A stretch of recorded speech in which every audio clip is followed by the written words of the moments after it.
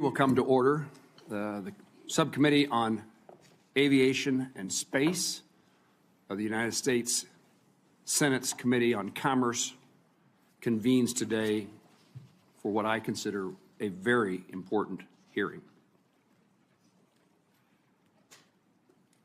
57 days ago, our nation witnessed the first major U.S. commercial passenger flight crash in nearly 16 years.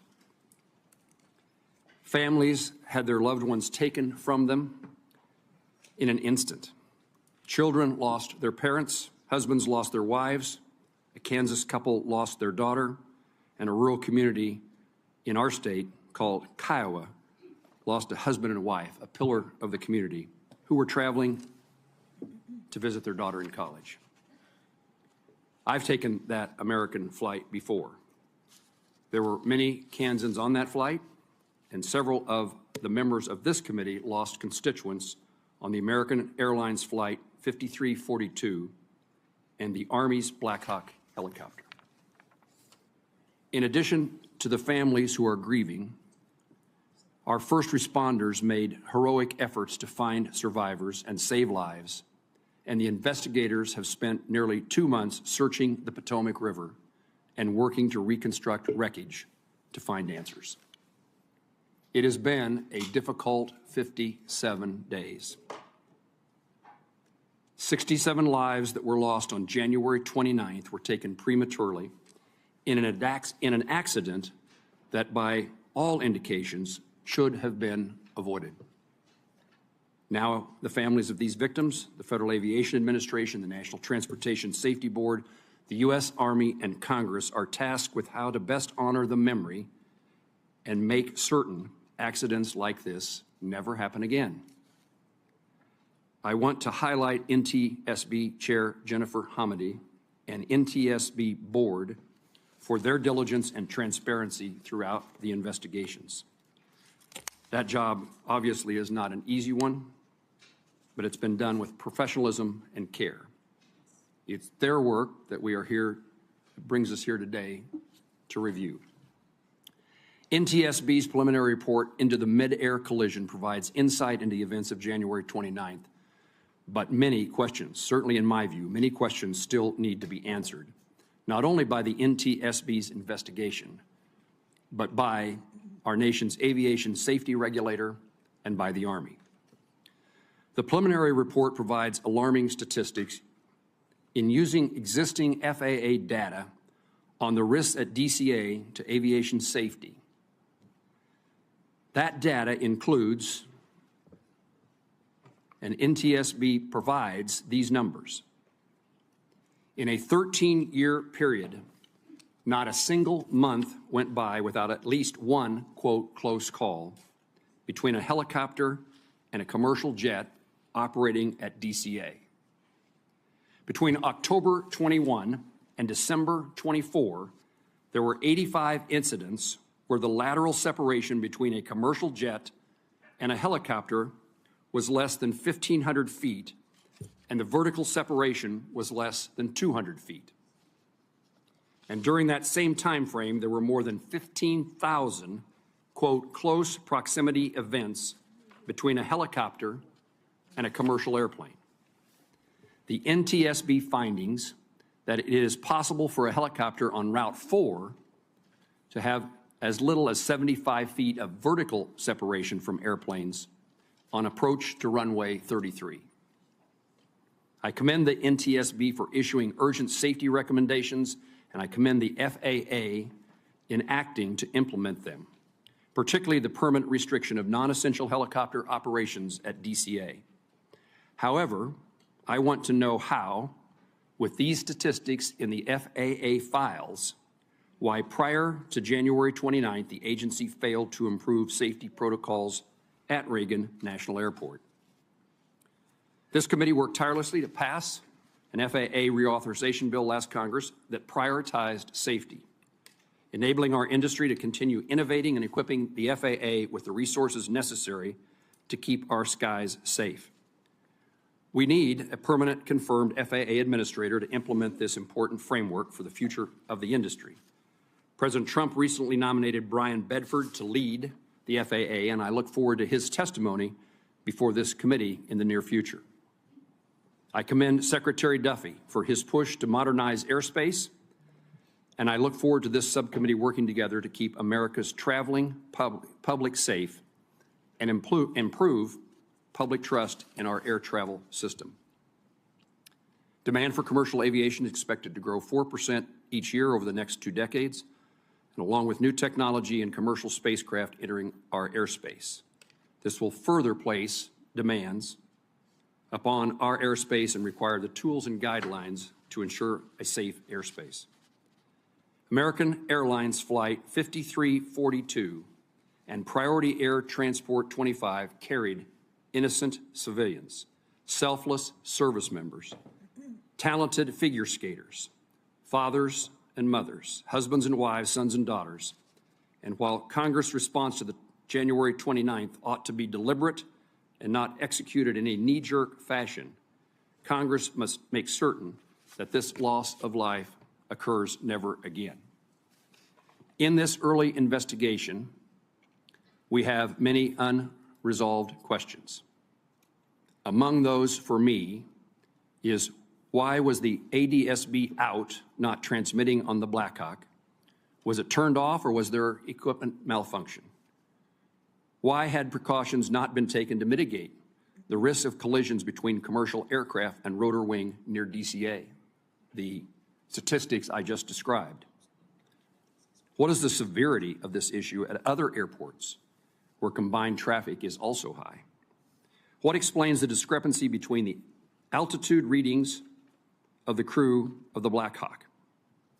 Why did the Black Hawk's invalid pressure altitude data influence other systems that utilize this source? How the use of night vision goggles may have impacted the Black Hawk helicopter pilot's line of vision? And finally, how should the FAA evaluate combining duties of air traffic controllers? I'm appreciative for our witnesses being here today. I know they each take this circumstance seriously. I'm anxious to hear the discussion that they have with this committee. And the end result should be a better understanding, as well as working to identify and prevent tragedies today and into the future. I now recognize the ranking member of this subcommittee, Senator Duckworth, the senator from Illinois, for her opening remarks. Thank you, Chairman Moran, and thank you for your continued partnership on aviation safety issues. I enjoy being your partner on this subcommittee. And I want to thank both the chairman of the Commerce Committee and the ranking member for your work with us as well. I do want to extend, first and foremost, my condolences to the family members of the victims, some of whom are here with us today, both on the commercial airliner as well as the family members who lost the brave soldiers in the Black Hawk helicopter. These are folks who put on the colors of this great nation, committed themselves to defending this great nation, and were at their duty stations training to protect and defend us as they lost their lives. I also want to thank the first responders and everyone at NTSB for their tireless work to get us the answers that we all are looking for. There's a saying, and as many of you have heard it, our aviation regulations are written in blood. So we have an obligation to the victims to learn what went wrong and prevent a collision like this from ever happening again. As a former Black Hawk pilot myself, and I have flown helicopters out of very congested aircraft at Midway Airport. In fact, I commanded the Midway unit for a number of years. I know how challenging this type of mixed-use airspace can be. But a challenging airspace is no excuse. This should never have happened. This collision was horrendous, and it is heartbreaking. But it was not a surprise. Our alarm bells about potential collisions have been ringing for years. Coming out of the pandemic, we saw a frightening rise in close calls and an erosion of our aviation system's margin of safety. We've known for years that we need more air traffic controllers and more safety technology. The warnings have been clear, and in some cases, right here within this committee, and a bipartisan consensus on the need to upgrade the equipment and the need to train more air traffic controllers. In November 2023, we held a hearing on close calls. NTSB Chair Hamady testified, citing staffing shortages, fatigue, distraction, deviation from FAA regulations, and a lack of runway safety technology. And she warned, and I quote, The concerning uptick in such incidents is a clear warning sign that the U.S. aviation system is sharply strained. We cannot wait until a fatal accident forces action. We must act before there is a tragedy." End quote. Chairwoman, just sadly predictive of what's going to happen. And you said that in 2023. At the same hearing, the National Air Traffic Controller Association's president told us that staffing shortages were so bad that many air traffic controllers were working mandatory overtime, 6-day work weeks, and 10-hour days. He warned, and I quote, "Over the long term, this will continue to introduce unnecessary risk into the system," end quote. So we passed in a bipartisan way FAA reauthorization bill last year to help rebuild our aviation workforce and make critical investments in safety. The FAA is still implementing that new law, but clearly Congress has more work to do to shore up aviation safety in this great nation. In December of 2024, we held another hearing. The GAO told us that more than 75% of our aging air traffic control systems are unsustainable or potentially unsustainable. The deadly collision at DCA is not the only aviation safety incident so far this year. We've seen deadly crashes in Philadelphia and Alaska, a crash landing in Toronto that miraculously everyone survived, even after the aircraft flipped upside down. Earlier this month, we saw passengers standing on the wing of a 737 aircraft in Denver to escape a fire. And near misses keep happening. In February, a Southwest flight came within 200 feet of colliding with a Flexjet plane at Midway Airport. At such a dangerous time for aviation safety, when we need to bolster our workforce and invest in technology, the last thing we should be doing is making cuts to the FAA. Yet 2 weeks after the DCA crash, the Trump administration began firing hundreds of FAA employees. I say all of this because it is important context we need to keep in mind during today's hearing. We need to understand what happened at DCA, but we also need to understand how this fits into a much larger threat to aviation safety. According to the NTSB, DCA had many close calls in recent years between October 2021 and December 2024. As the chairman has said, there were more than 15,000 instances of commercial aircraft coming close to rotary wing aircraft. 85 of those had a vertical separation of less than 200 feet. And last year, there were also 2 high-profile runway close calls at DCA. NTSB's preliminary report raises several questions. Most notably, how did FAA allow a helicopter route to come within 75 feet of a runway approach? FAA has deconflicted the airspace, but DCA is not the only airport in the country where airplanes and helicopters share congested airspace. Several of us raised this at an earlier briefing, and thankfully, FAA is now evaluating 8 cities where this may also be an issue, including in Chicago. We also need to know more about what helicopter pilots knew about their altitude. Was their equipment working properly? Voice recordings showed the pilot and instructor pilot indicated different altitudes as they approached the Key Bridge, and NTSB determined that some of the altitude information on the helicopter's data recorder was invalid. There are also questions about ADSB. Why was the helicopter not transmitting ADSB out? Do commercial aircraft need to be equipped with ADSB in? How come so many helicopters are allowed exemptions from the ADSB out requirement at DCA? So I look forward to hearing from our witnesses, and I yield back, Chairman. Ranking Member Duckworth, thank you very much for your opening statement. She almost called me the ranking member. I did. There's no reason to apologize. Senator Duckworth was the previous chairman of this subcommittee, and I had a great opportunity to work with her as the ranking member. And I would indicate certainly to Senator Duckworth, but to those in the audience, this is a subcommittee that will set partisanship aside, and we will continue to work closely together to find the answers that we're looking for today, and beyond finding the answers, making certain that changes are made to prevent this tragedy. We are joined by the chairman of the full committee, Senator Cruz, and I now appreciate his presence here and his leadership on this issue from the very beginning, and I now recognize him for his opening statement. Well, thank you, Mr. Chairman, and thank you to the ranking member as well. I want to thank each of the witnesses for being here today, and I want to extend a particular welcome to the family members of the 67 crash victims who are here today for this hearing. I've met with many of you since the crash, and each of you have my very deepest condolences for your unimaginable loss. The crash involving American Airlines Flight 5342 and the Army Black Hawk helicopter was preventable. It didn't have to happen. And I want you to know that I am committed to using the power of this committee to determine if any policy failures led to this crash and making certain that Congress acts to correct them. This accident marks the first time a commercial crash in the United States has led to mass fatalities in over 15 years. While America's national airspace system has kept Americans safe for decades, this critical juncture shows that more action must take place to enhance the safety of our system. The hearing today will examine the factors leading up to the midair collision 300 feet above the Potomac River. Whether the Army's practice of disabling ADSB out is a glaring safety concern. Whether the FAA missed warning signs with thousands of instances where helicopters and commercial aircraft at DCA came too close to colliding.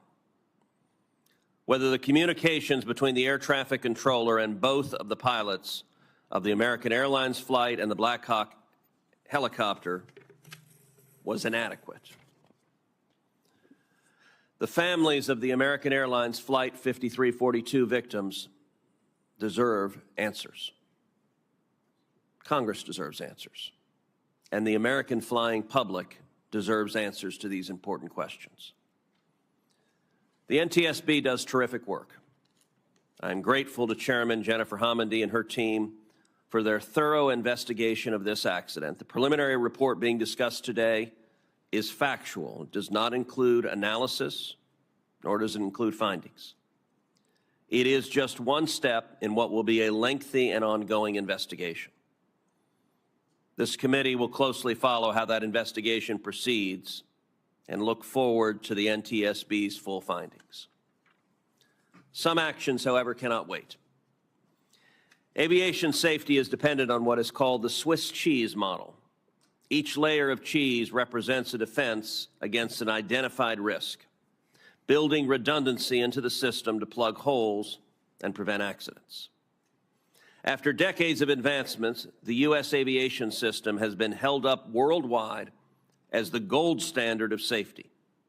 The FAA's air traffic organization depends on thousands of talented air traffic controllers, hundreds of millions of dollars in annual investments to sustain technologies used to operate the air system, and billions more invested in technologies and facilities across the system.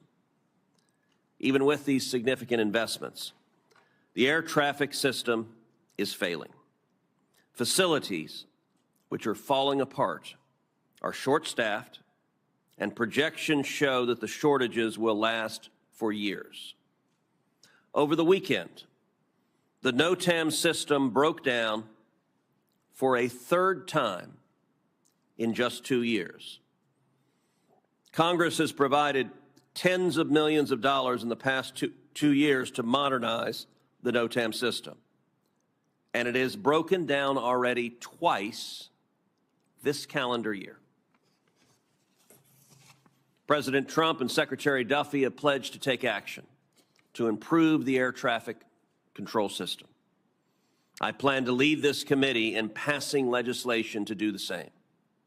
We must provide resources for the needed short, medium, and long-term improvements that chart the path to success and sustainment for the air traffic system.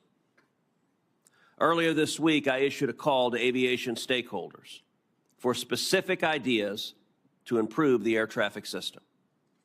I asked for concrete proposals, taking nothing off the table prematurely to make sure that whatever resources and authorities Congress provides to the administration will make a lasting difference. My proposal will complement the Trump administration's forthcoming plan. What the tragedy of Flight 5342 shows us is that it is never too early to act to improve aviation safety.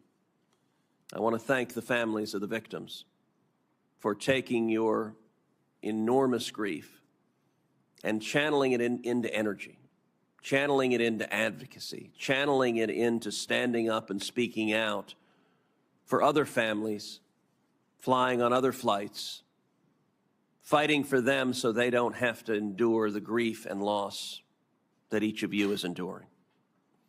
It is my hope that we can spend the coming months in the wake of this tragedy working seriously to plug safety gaps and to ensure that an accident of this magnitude never happens again. Thank you. Chairman Cruz, thank you for your opening remarks, your leadership today, and your leadership into the future. We now recognize the ranking member of the full committee, the senator from Washington State, Senator Cantwell. Thank you, Chairman Moran. Thank you, Ranking Member Duckworth. Thank you, Full Committee Chairman Cruz. We're here today to examine one of the most devastating accidents in U.S. history. With 67 lives lost on January 29th, we have a responsibility to not only understand what happened, but to fix it so that it never happens again. I want to recognize the families who are here with us today and express my condolences, but also my appreciation for the diligence that you now are demonstrating by being here today. Too much of aviation safety in the last several years have been left to the advocacies of families. We shouldn't have to rely on you. You should be able to mourn your losses. But we need you to continue to advocate for these important policies. I welcome NTSB Chair Jennifer Hamady, FAA Acting Administrator Chris Richelieu, and Brigadier General Matt Bramman, and who is the Director of Army Aviation. You're here to provide us an update on this collision and why a Black Hawk helicopter on a training flight collided with this American Airlines flight. As we seek answers, the NTSB's preliminary report has alarming facts. First, in the 3-year period leading up to the collision, commercial airplane and helicopters got within 400 feet of each other on 15,214 occasions, within 200 feet on 85 occasions.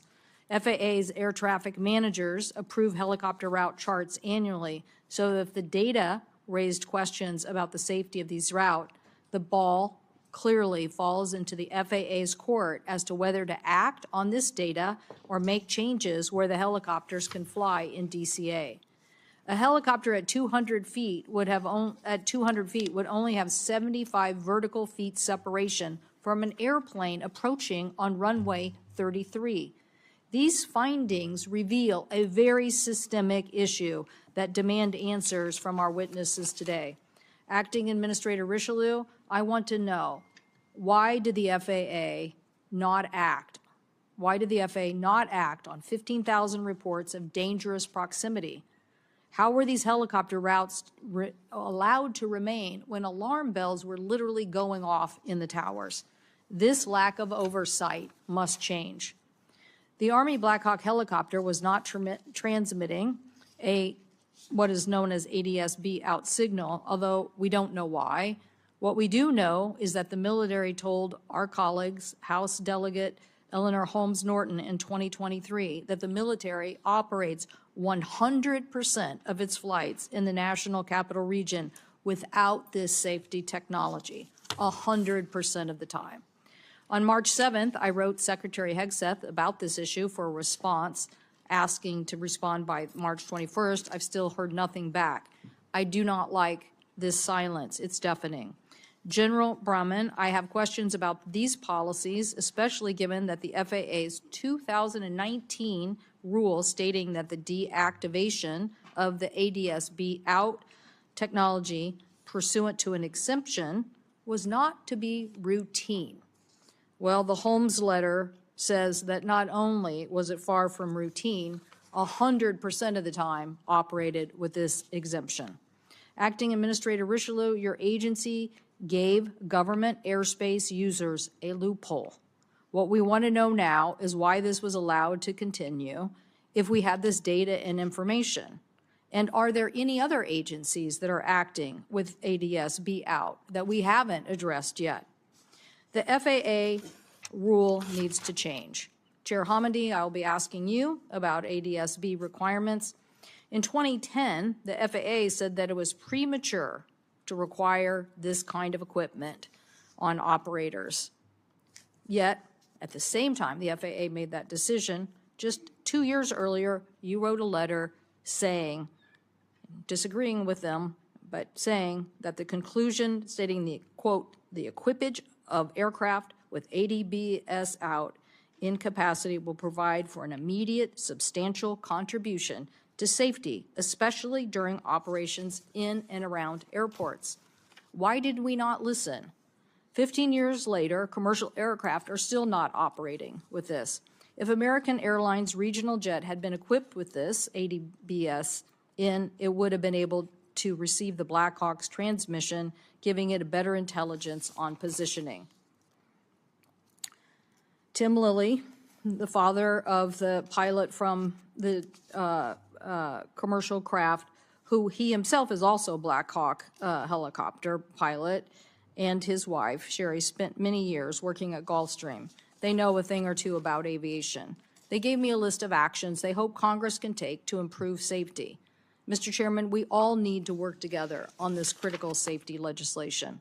Legislation to close the ADSB out loophole, require more commercial jets to have ADSB in capacity when operating near our nation's busiest airports, and have stronger information sharing between our military and civilian authorities. This isn't just about policy, it is about saving lives. To my colleagues, I hope that we can work together in a bipartisan fashion, since the FAA Reauthorization Act did require next-gen completion by 2025. We also directed the FAA to develop a plan for accelerating airline equipage with next-gen technologies, and authorized $17 billion through 2028 to modernize and replace the FAA ATC systems and infrastructure. So I do want to say, I do not believe in cutting the services, the benefits, or the training of our air traffic controllers. We need them, and we need them to do their job. I supported Senator Cruz's efforts to continue to advance more training centers to get more air traffic controllers trained. But now we need to learn this painful lesson. We need to make sure that we are preventing future accidents from happening. We must be unwavering in this effort. Thank you, Mr. Chairman, and I yield back. Ranking Member Cantwell, thank you for your opening statement. I'll now introduce our panelists who are here to testify. Our first witness is Jennifer, I'm sorry, I should put a title before you. Our first witness is Chairman Jennifer Hamady of the National Transportation Safety Board. The NTSB is an independent federal agency that investigates every civil aviation accident in the United States and significant events in other modes of transportation such as rail, transit, roadway, and pipeline. She has served as the chairwoman since 2021 and is a member of the NTSB board since 2018. Our second witness is Mr. Chris Rochelot, Acting Administrator of the Federal Aviation Administration. Mr. Rochelot has served at the FAA for more than 20 years in multiple roles, including as Deputy Associate Administrator for Aviation Safety. And our third witness is Brigadier General Matthew Brahman, Director of Army Aviation for the headquarters of the Department of the Army. Throughout his service, General Brahman has deployed over 36 months supporting overseas contingency operations. And I thank you, General, for your service. I now recognize Chairman Jennifer Hamady to deliver her opening statement.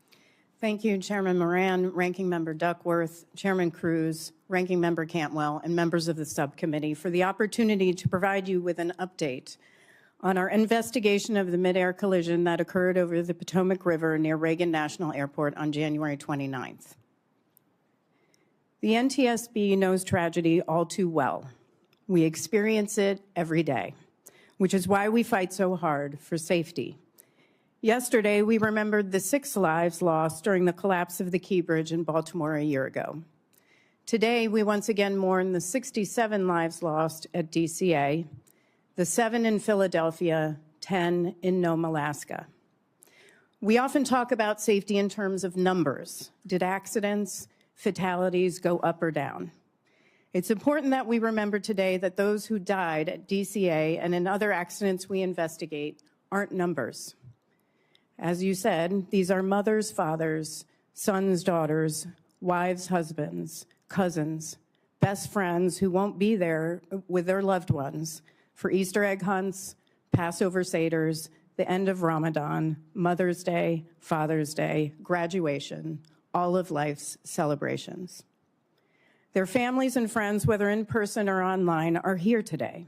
I can only imagine what they're going through, and I want to take a moment to again express our deepest sympathies to each of them. Please know that we keep you in our hearts as we diligently work to determine how this tragedy happened so no one experiences the deeply significant loss you must feel today. NTSB was on scene that night within an hour of the collision, and we remained there for over a month. Work continues to this day, including diving operations to recover personal effects and any remaining portions of the wreckage. On March 11th, we released our preliminary report, which contains only factual information that we've gathered in the first few weeks, all of which can change throughout the course of the investigation. It doesn't include analysis or findings, nor does it determine probable cause. Those will be in our final report.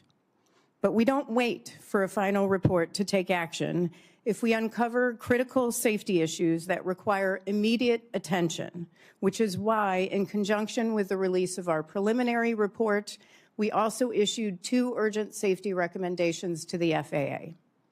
In both reports, we cited FAA surveillance data that showed between October 2021 and December 2024, there were over 15,000 close proximity events between commercial aircraft and helicopters at DCA.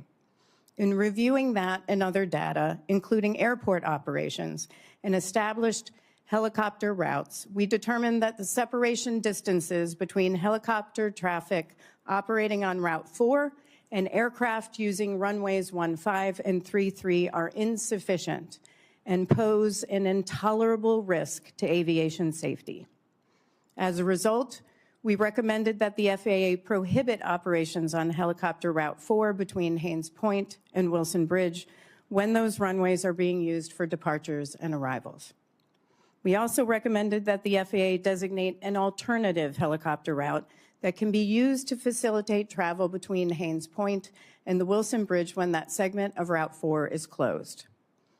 I want to commend Secretary Duffy for his swift acceptance of our recommendations. The Secretary and the Acting Administrator and the General have been tremendous partners throughout the course of this investigation, and I want to thank them for their commitment to safety.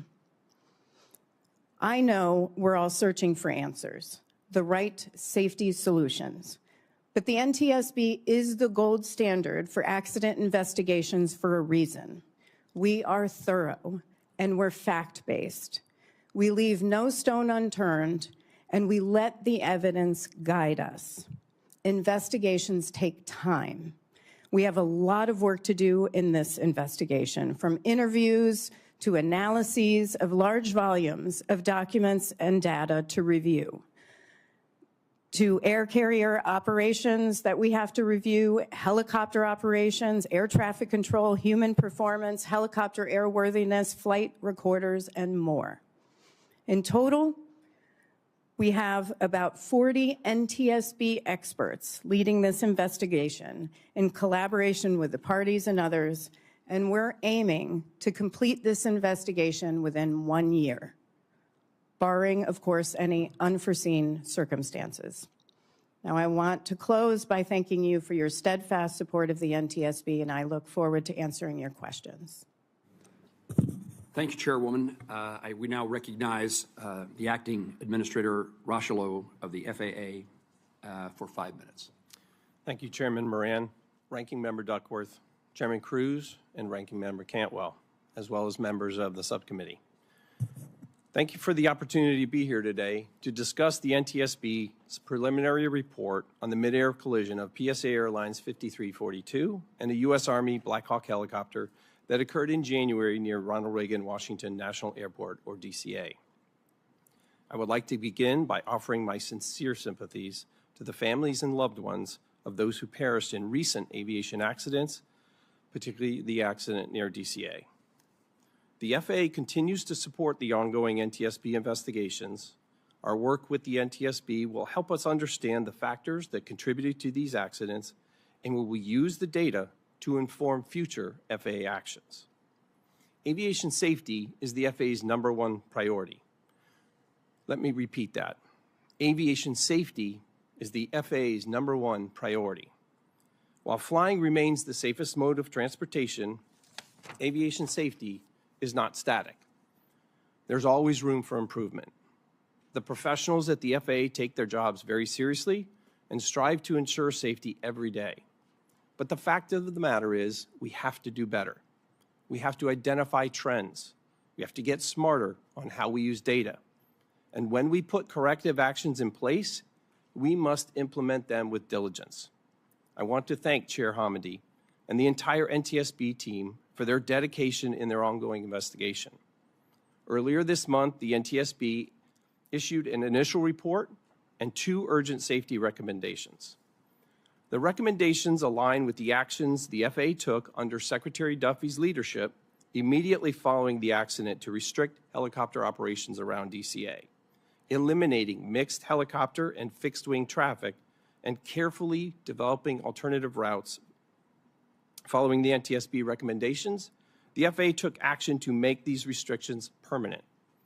When essential helicopter operations such as life-saving medical, active law enforcement, active air defense, or presidential transport must operate in the flight-restricted airspace, fixed-wing aircraft are not allowed in that airspace. We're also continuing to analyze other airports that have both established helicopter routes and nearby airplane traffic. The FAA is also carefully reviewing offshore helicopter operations. As part of this analysis, we're using machine learning and language modeling to scan incident reports and explore multiple data sources to find themes and areas of concern.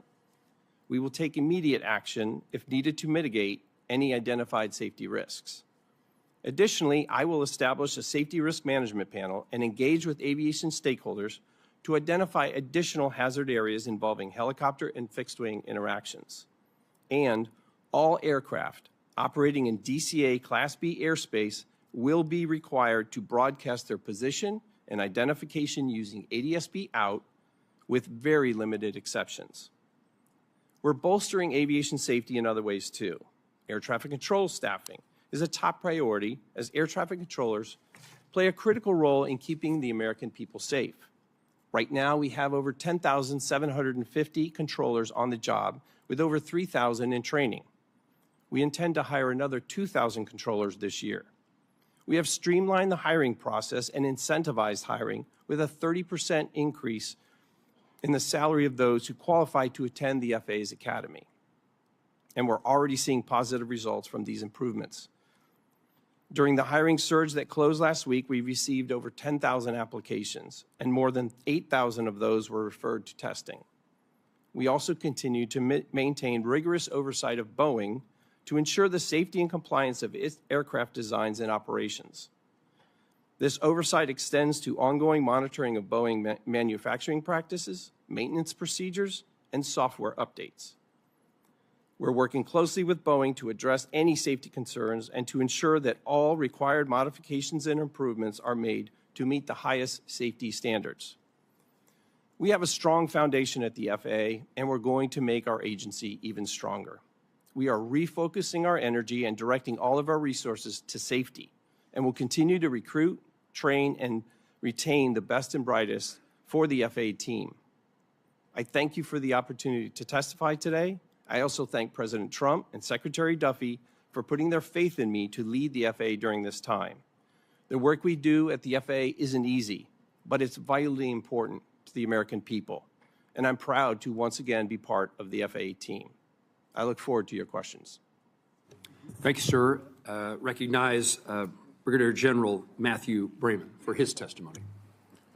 Thank you, Chairman Moran, Ranking Member Duckworth, Chairman Cruz, and Ranking Member Cantwell, and distinguished members of the committee. I appreciate the opportunity to come here before you today to speak about the midair collision that occurred between an Army Black Hawk helicopter with the call sign PAT-25 and American Airlines Flight 5342. First and foremost, on behalf of Army senior leaders and all of our soldiers, I want to pass my continued condolences to all those that are affected by this tragedy. want to thank the professional work of our first responders and the federal, state, and local agencies that responded within minutes to the crash site and aided in the recovery. I want to thank Chairman Hamady and the NTSB for conducting a thorough investigation, facilitating a close and transparent relationship with the Army as we conduct our parallel investigations. The NTSB remains lead in the investigation, so I can't offer facts and recommendations at this time, but I can offer an Army perspective on the preliminary report and provide clarifying information on Army helicopter operations, and certainly can do that here in the Washington, D.C. area. For context, Pat 25's unit, the 12th Aviation Battalion, falls under the Army Aviation Brigade, or referred to as the TAB. And that unit has the mission to provide continuous, responsive aviation support to senior military and government leaders to enable continuity of government operations and defense support to civil authorities. The TAB is one of dozens of organizations, both civilian and military, that operates helicopters in the D.C. area. Our aircraft continue to meet all requirements to operate in the national airspace, in Class B airspace, and the helicopter routes in Washington, D.C., and they operate under positive control of flight services when within 30 nautical miles of DCA. Pat 25 was operating out of Davison Army Airfield at Fort Belvoir. The crew of 3 were fully qualified to fly in the local area. The pilot in command, CW2 Andrew Eves, was an instructor pilot. The co-pilot, Captain Rebecca Lobach, was a qualified pilot in command as well, and the crew chief, Staff Sergeant Ryan O'Hara, was a standardization flight instructor. The night of 29 January, Pat 25 was conducting an annual proficiency and readiness test, or APART. And as part of that flight, was approved to operate at contingency locations associated with their directed mission. This has led to questions as to whether Pat 25 was transmitting automatic dependent surveillance broadcast out, or ADSB out. The specific status of both its operation and functionality is something that is under the investigation of the NTSB. The crew, however, was approved to operate with that capability off in accordance with Army policy. The aircraft transponder, however, was active with Mode 3 Alpha Charlie and Mode S when within the Class B airspace and was emitting all the required information to allow air traffic services and traffic collision avoidance systems to detect and track the aircraft. Army policy does not permit transponder off operations in the national airspace. They do not permit transponder off operations. There is certainly no shortage of speculation on potential causes of the accident. I understand well the desire for answers. As the Director of Army Aviation and a senior Army aviator, there is nothing more important to me than the capability, proficiency, and safety of our air crews and those whom they transport and support in defense of this nation. And I'm also personally invested in the safety of our commercial aviation enterprise, as I live with an airline pilot, and her safety and the safety of her passengers is paramount to me as well, which is why it is essential that we see this investigation through to its fruition so we can have well-informed, facts-based conclusions to make desired change when needed. But where prudent, the Army is not waiting to take action. Immediately after the accident, the 12th Aviation Battalion paused all operations.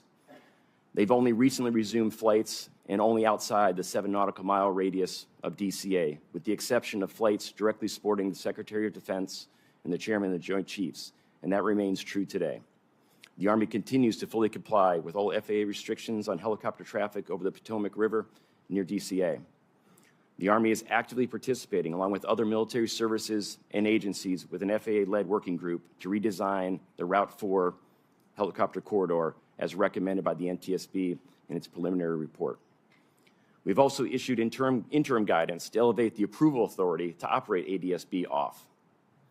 The Army is fully committed to a transparent and collaborative review of the events of 29 January and of all operations in the vicinity of DCA. We support any and all efforts to ensure a tragedy such as this never occurs again. Thank you for the opportunity to appear before this committee, and I look forward to answering your questions. Thank you, General. Let me begin by asking witnesses questions, and then we'll alternate between Republicans and Democrats based upon time of arrival after the leadership of the committee has their opportunity to ask their questions. Chair Hamady, let me begin with you. First of all, I am interested in learning about the occurrences that have been described. I described in my opening statement about near misses and occurrences, TCAS advisories that occurred on numerous occasions over a long period of time.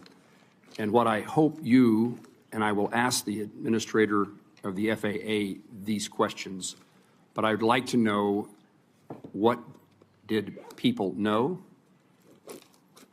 When did they know it? And why didn't someone do something about it?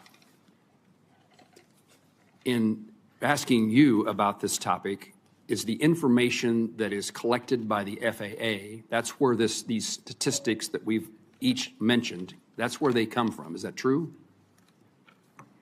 There were different sources of information, some which was FAA, some of which are voluntary safety reporting programs. And do those voluntary safety reporting programs, it's voluntary reporting to the FAA? Yes. So I want Yes. to give you a chance. Yep. Okay. Yes. So the information that has been described here about those events over a long period of time is housed and utilized by you, but housed at the FAA. I believe through a contractor, but yes. And do you know at this point whether that information was reviewed in a regular manner? Have you investigated why information that seems so important didn't result in changes in policy, rules, or regulations? I don't know why. What I will say is this was a data request, came from a data request from the NTSB. We made that with the FAA and received information from the Aviation Safety Action Program, ASAP, from ATSAP, which is air traffic control, from mandatory occurrence reports, and we also received information from FAA surveillance data from radar. But this was a request from us, and that resulted in our evaluation of that data and our urgent safety recommendations. It is, I don't know if the FAA pulled that data themselves at any point, and I'd have to defer to the acting administrator on that. That information was so valuable, so important, so critical that that's the reason you asked for the immediate changes in safety regulations. True? Yes, and there does seem to be an issue with identifying emerging trends and looking at. There's a lot of data going to FAA, and taking that data and looking at trends and not specific issues, I think, is something not only the IG has raised, but others have raised. Even the acting administrator has raised about having to do a better job with analyzing those trends. But it's key, because if we can get it after an accident occurs, what's key is getting it before and preventing it. This is the wake-up call that suggests whether changes need to be made. True? Correct. Administrator, I'm interested in asking you the same series of questions. What did the FAA know prior to this accident? When did they know it? And why wasn't some action taken to encourage and, in fact, increase the safety, particularly at an airport like DCA and maybe others, and the proximity between helicopter and commercial air service traffic? Yes, sir. So I'm very concerned about what we've learned in the subsequent investigation, both from the NTSB as well as our own reviews that we immediately took. Clearly, something was missed. I would say immediately after the event, we took the action, again, I referenced earlier, with Undersecretary Duffy's leadership, to restrict air traffic in that area, to ensure there was no helicopter traffic, as well as fixed wing. My question is, what did not happen at the FAA that would have highlighted this problem earlier, at the time in which this information is acquired by the FAA, but apparently not looked at until the accident? So the actual process by which there's an ongoing review all the time of the data that is available. As the chair mentioned, there's millions of pieces of data that come in, and I would tell you that we have verified every single near midair collision was investigated, but there are certainly those instances where the information itself was not identified, and that's why we've put artificial intelligence and machine learning in place now to ensure that we're able to go through millions and millions, tens of millions of pieces of data to identify those trends and act quickly to mitigate those risks. There's no question but what, had this information been utilized by the FAA or others, that steps could have been taken to make certain that flying, particularly again in the circumstance of helicopters and commercial aviation at a place like Reagan National Airport, there would have been an opportunity to do something had that information actually been known and acted on. Yes, True? sir. That True? is correct. Thank you. Senator Duckworth. Thank you, Mr. Chairman. Following up on the chairman's questions, which is also my first question, Mr. Rushlow, can you tell me if this new methodology using the AI or whatever other methodology you're using to look at the aggregate data is being applied to other airports where there is close helicopter traffic in proximity to landing aircraft? Yes, Senator, it is. We have 10 locations around the United States, including Alaska, Anchorage, that we're looking through right now, what we are referring to as hotspots, to look at similar trends, similar activities as it relates to fixed wing and helicopter operations. Is this methodology of reviewing aggregate data going to be applied nationwide, not just in this particular area, but to look at the overall trends of near misses at other airports, not just between fixed wing and rotary wing? Yes, ma'am. So there are 3 activities going on right now. First, the hotspots I referred to.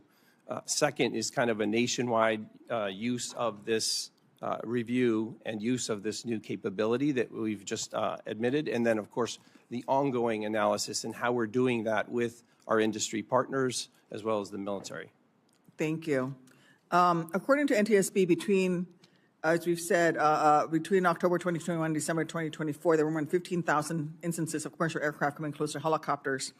85 of those had a vertical separation of less than 200 feet. General Brayman, do you know how many of those 85 close calls involved Army helicopters?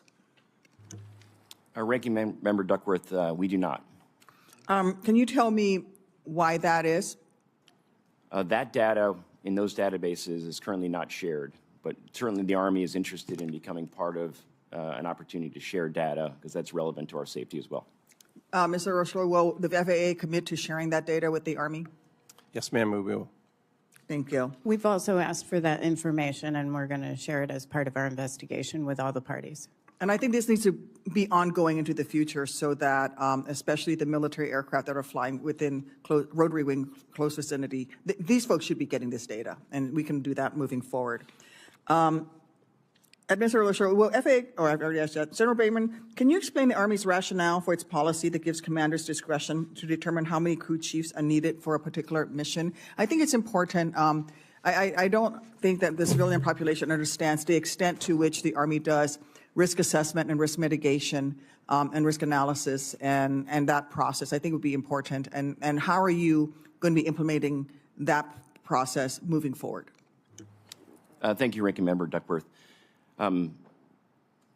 I realize that I have broad authority as the Army aviation regulation proponent to direct how every aircraft and every operator conducts their mission. But the reality is, and I'm not afraid to take that authority and use it when appropriate, the reality is the best individuals we have to assess the risk of every single flight are our unit commanders because we hold them responsible. They have the authority, the responsibility, and we hold them responsible to take any mission that they authorize, look at the factors involved, understand the people assigned to their organization, and adapt that crew to meet those requirements. And certainly that is something that will be looked at in this investigation. Do we do that? And we will hold commanders accountable if they fail to uphold that responsibility.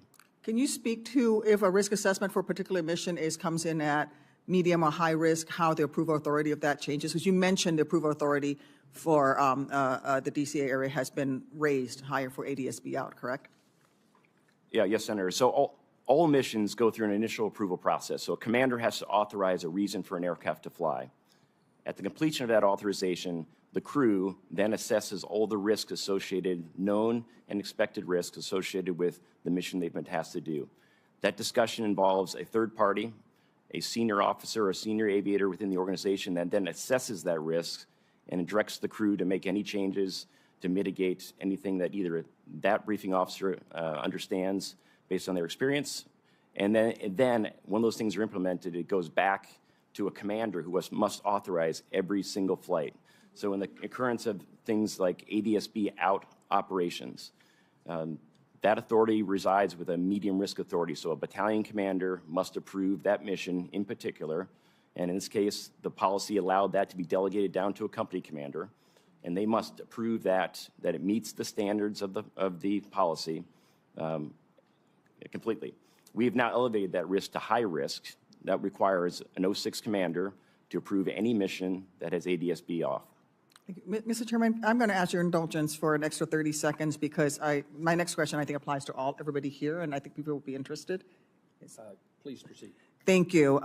This is for the FAA. I am hearing that there is a backlog of air traffic controllers waiting to get their FAA medicals approved so that they can return to duty. And we have an air traffic controller shortage right now. I think in the Chicagoland area, there's about a dozen air traffic controllers who are waiting for, they got new medication, whatever it is, but they're waiting as long as 12 to 18 months to get an appointment or to get a ruling from the FAA medical office so that they can actually get back on the job. And they're just sitting there not able to do their job. And I think this is a problem at all of the major airports around the country. I'm sure every one of us has air traffic controllers waiting to be put back onto duty, and they can't because of the backlog with the FAA medical system. Can you speak to that? And will you commit, if I give you a list of my air traffic controllers who've been waiting, will you take a look at those folks and make sure that their medical issues are addressed so we can get them back on the job? Yes, Senator, I commit to that. Chairman Cruz. Thank you, Mr. Chairman. On March 1st, multiple commercial aircraft landing at DCA reported receiving a traffic alert collision avoidance system, a TCAS resolution advisories, as they were preparing to land, advising pilots of an impending threat from above and in some cases directing the crews to take evasive action by descending. I think we were all alarmed that just a few weeks after the tragedy, commercial pilots were being told they were at imminent risk of a deadly mid-air collision. It's now come to my attention that these warnings were caused by the Secret Service and the U.S. Navy improperly testing counter-drone technology at DCA. Apparently, the Navy was using the same spectrum band as TCAS, causing the interference and faulty resolution advisories, even though the FAA had previously warned the Navy and the Secret Service against using that specific spectrum band due to interference risks. Acting Administrator Rocheleau, is that correct? Yes, sir, that's correct. Let me just say this deeply disturbing that just a month after 67 people died while on approach to DCA, that the Secret Service and Pentagon would inadvertently cause multiple flights to receive urgent cockpit alerts recommending evasive action. It is inappropriate for such testing to occur at DCA given the facts of what occurred. And I expect this committee to investigate why precisely that happened. General Brayman, I want to turn to your testimony. On March 11th, Chairman Moran and I sent you a letter asking a series of very specific questions. This week, the Army responded with a one-page information paper. However, there were specific questions in the letter that were not answered. I want to turn to them now.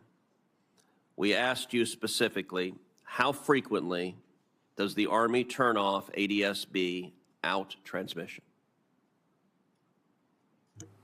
Chairman Cruz, as I stated in the discussion about how we approve the missions, a mission would have to fall into the category as defined in the federal regulation and Army policy. It must must have national security implications and be sensitive in nature to be able to do that mission. General, you're not answering my question. My question is, how frequently is ADSB out turned off? I wasn't asking what the standard is. I was asking the frequency.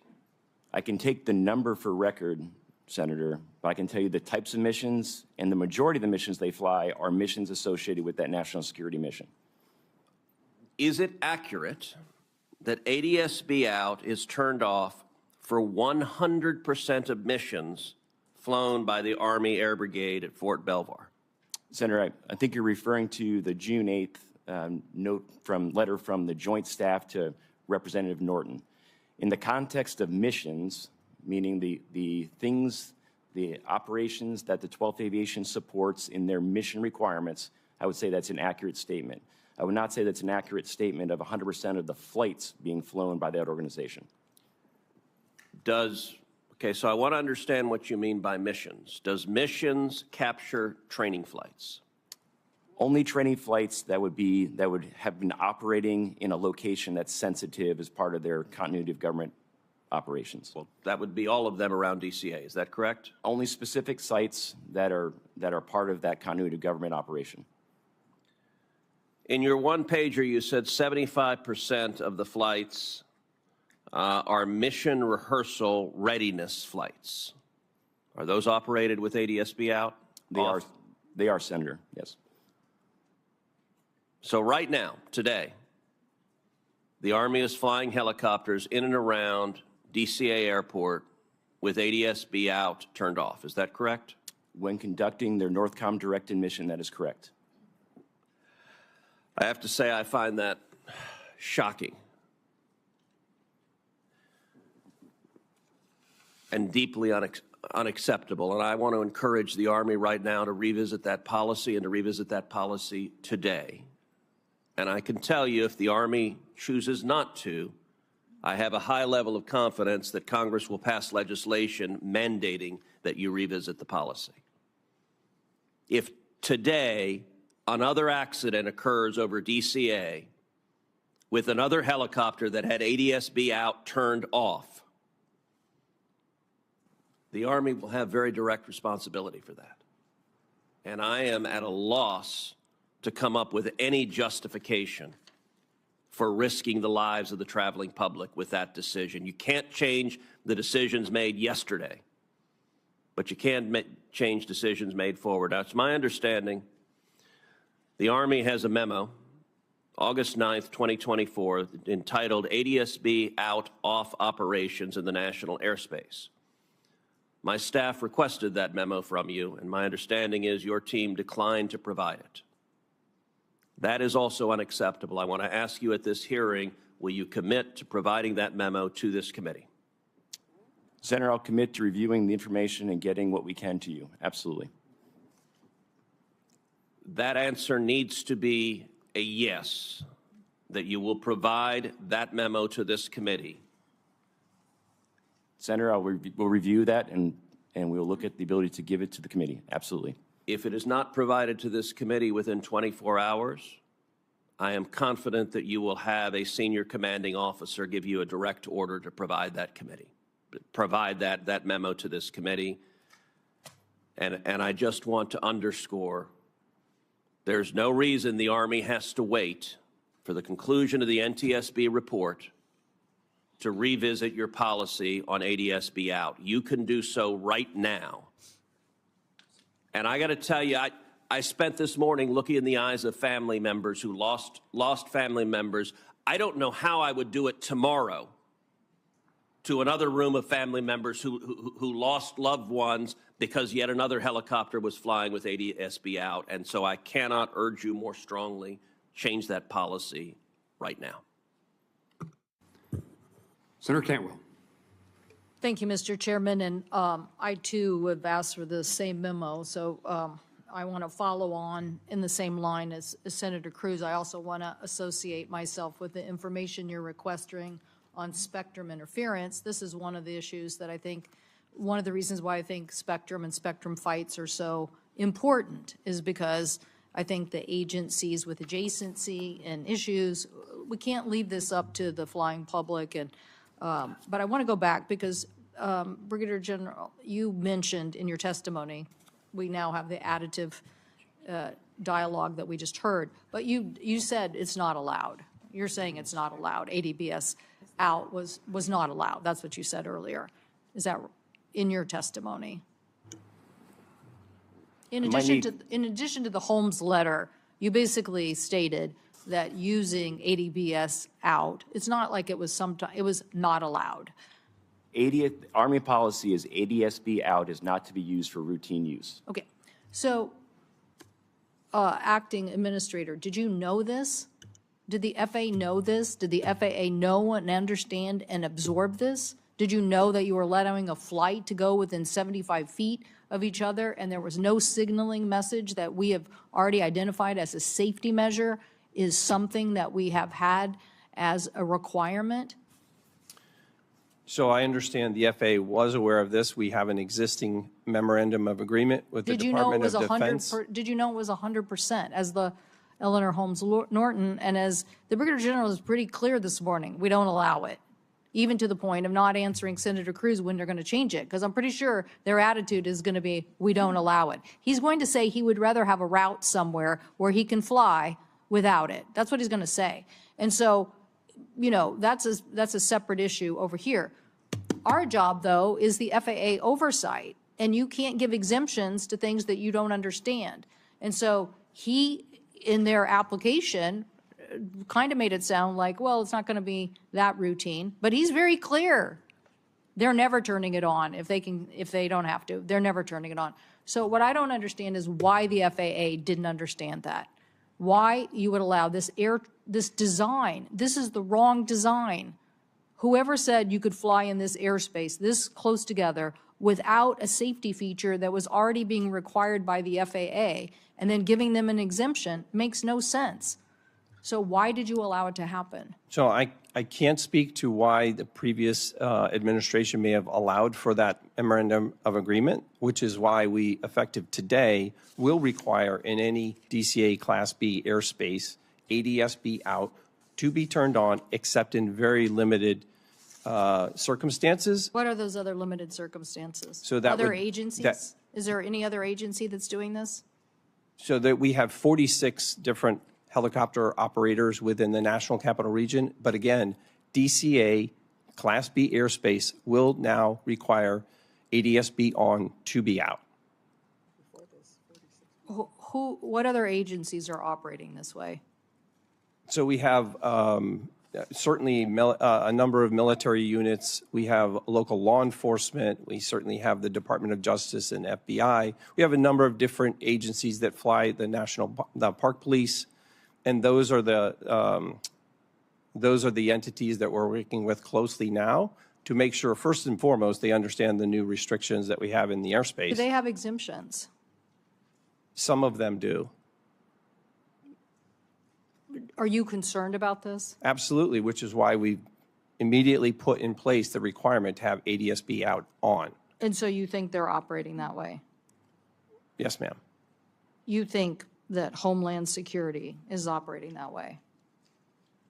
They are operating, effective today, they will be operating with ADSB. Effective today? Yes, ma'am. So for the last month, you've known, as I am going to submit for the record, a letter from the Department of Homeland Security that basically says, under the federal aviation waiver, all U.S. Custom and Border Protection, air and marine operations in the capital region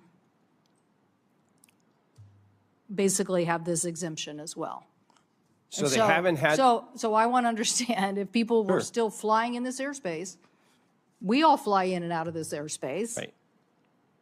Do we now have to worry about other operators in this airspace that may be doing the same thing as happened with the military? So And I now should- you're telling me you're going to take action today. I should clarify, immediately after the accident, we put the restrictions in place so that no mixed traffic could occur. No helicopters and fixed wing in the same airspace.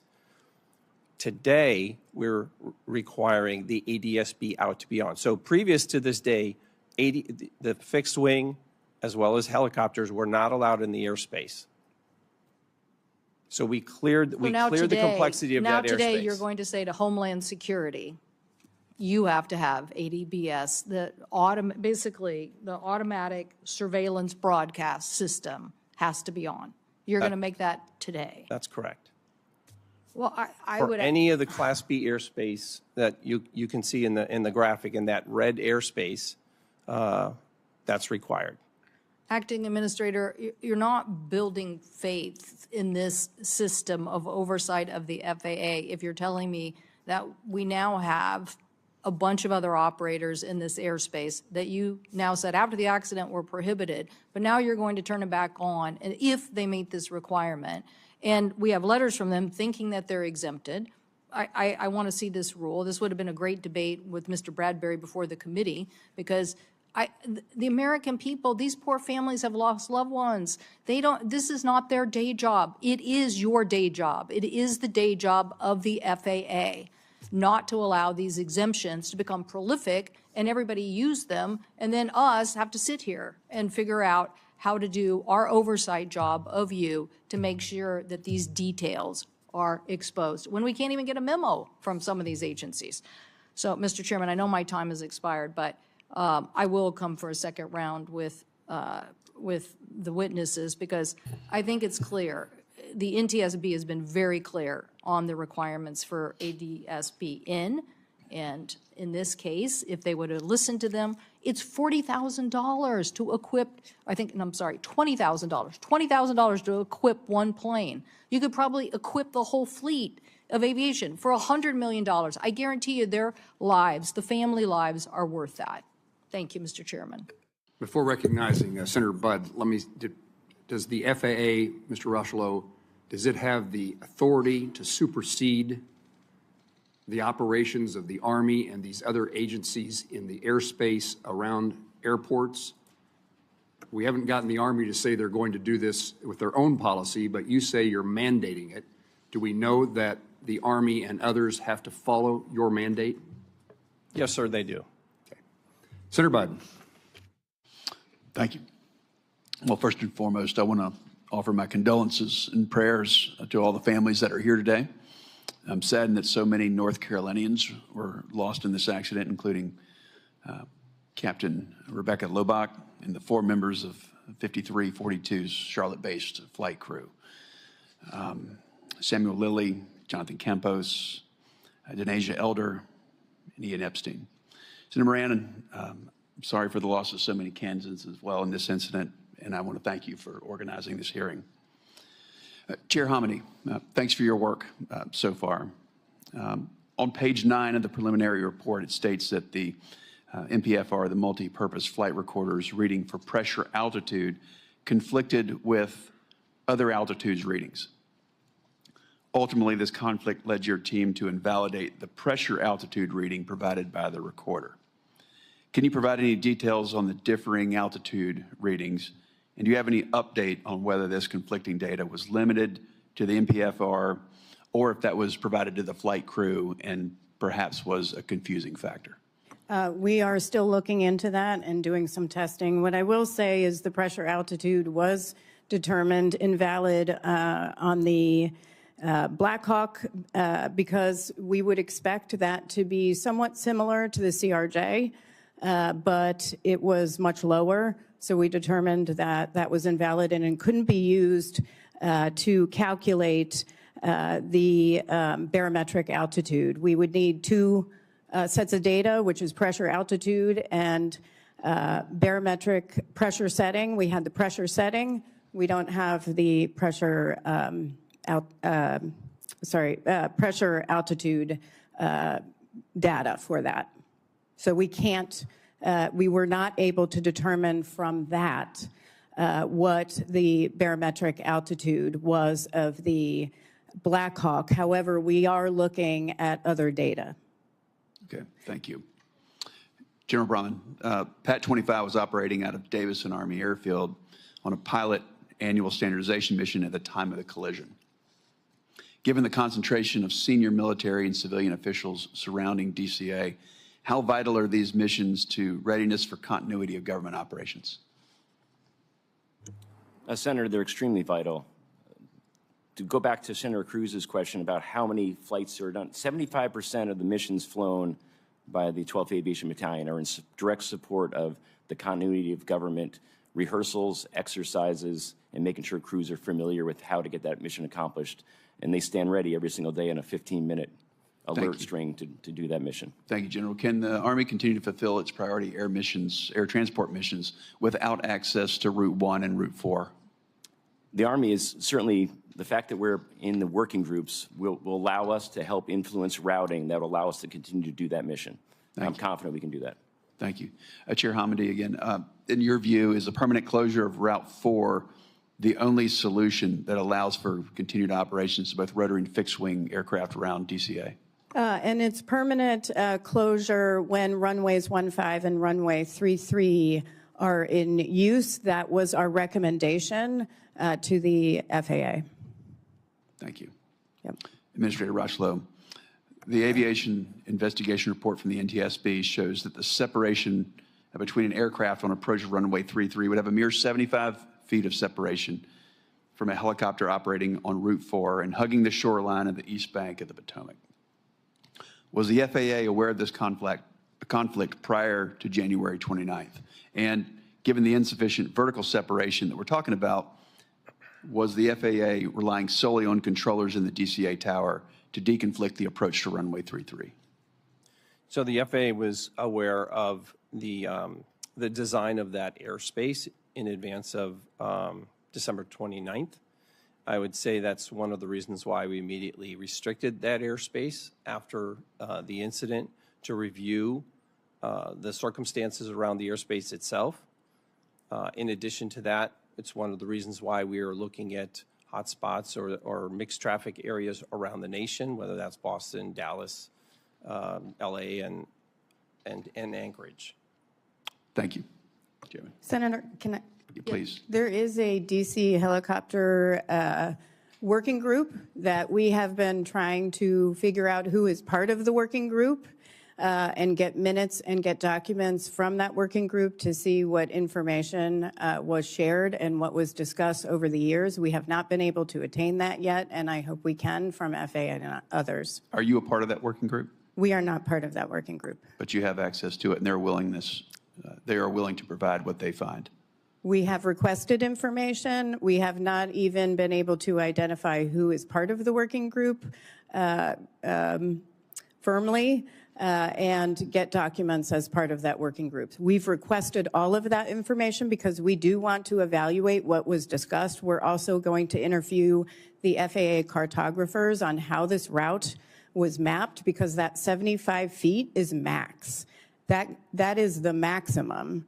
It goes down from there as the glide slope comes down to, as commercial aircraft approach runway 33. Thank you. So let me see if I can help Senator Hamady, Chairman Hamady. That's a very hard job. No. You are very good at public relations with senators, that we recognize the challenges you face. So do either one of you belong to this working group? Does the Army or the FAA participate? And can you answer that so the NTSB can pursue information? I mean, the FAA, it's the FAA's working group. It's the FAA's working group. All right. Mr. Rocheleau, what's the problem? I'm happy to work with the chair. We've been working extremely closely together on this investigation, and I'm happy to work with the chair and understand why she hasn't received that information and make sure we follow up on that. Can you think of any reason that NTSB shouldn't be a part of that information? Off the top of my head, I can't. I don't know why they would be restricted in that, and I certainly will talk to my folks when we get back. Thank you. Yes, sir. Chairman, should we ask is the Army part of this working group as well? The Army is part of the working group. Yes, Senator. There are apparently 17 entities that are part of the working group. We just haven't been able to verify who all the entities are. Surely the FAA is in charge, and they can help you. Surely I would have been happy to understand that before today and work General, with you the know any chair. reasons that the working group's efforts can't be known by NTSB? Absolutely not. Thank you. Let me follow up. Mr. Rocheleau indicated that the FAA does have the authority to require ATSB out. Do you agree with that assessment that the FAA can make this decision and if you don't follow the FAA policies, then you're precluded from the airspace? Chairman, the Army operates 100% under FAA authority. Very good. And let me turn to the perhaps the next steps or new information, and to this I'll go to Chair Hamady. Since the report that we're discussing here today is 2 weeks old, what has transpired, if anything, in those 2 weeks? Have you discovered any new and relevant information that you can share with us? Where would you like me to begin? One thing I can say on ADSB out, off, that's policy of the Army, but we are also still looking at installation, programming, and potential for equipment malfunction. And the reason I mention this is because the accident helicopter, for this accident helicopter, no ADSB data had been received from an FAA ground station for 730 days prior to the accident. And that was abnormal. So we began looking at the fleet for the battalion.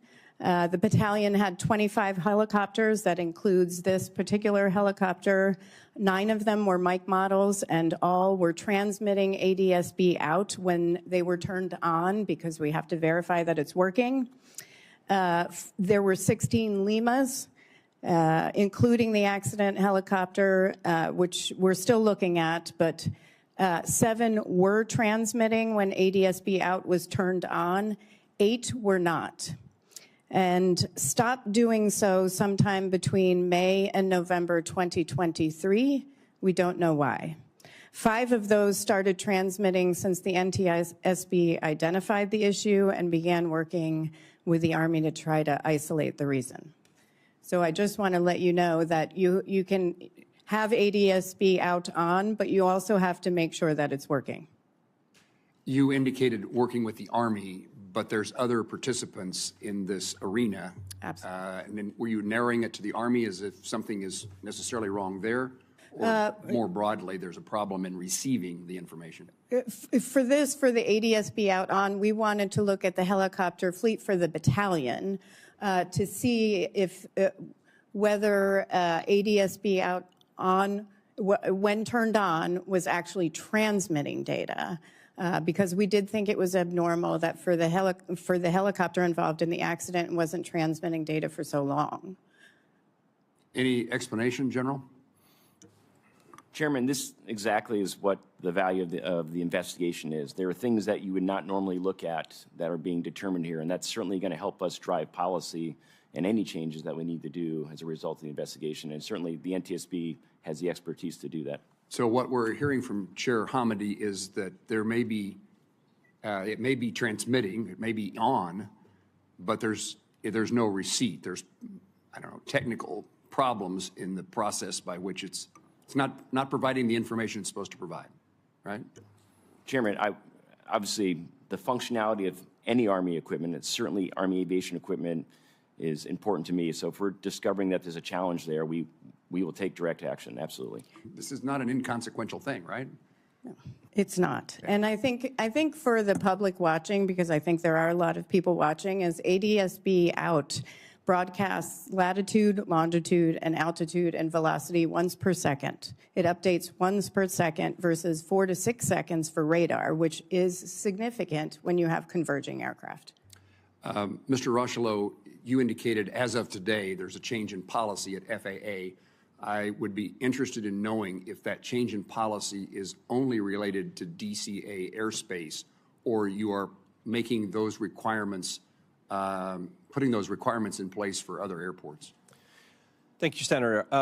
So the requirements that I announced today are effective for the DC Class B airspace immediately.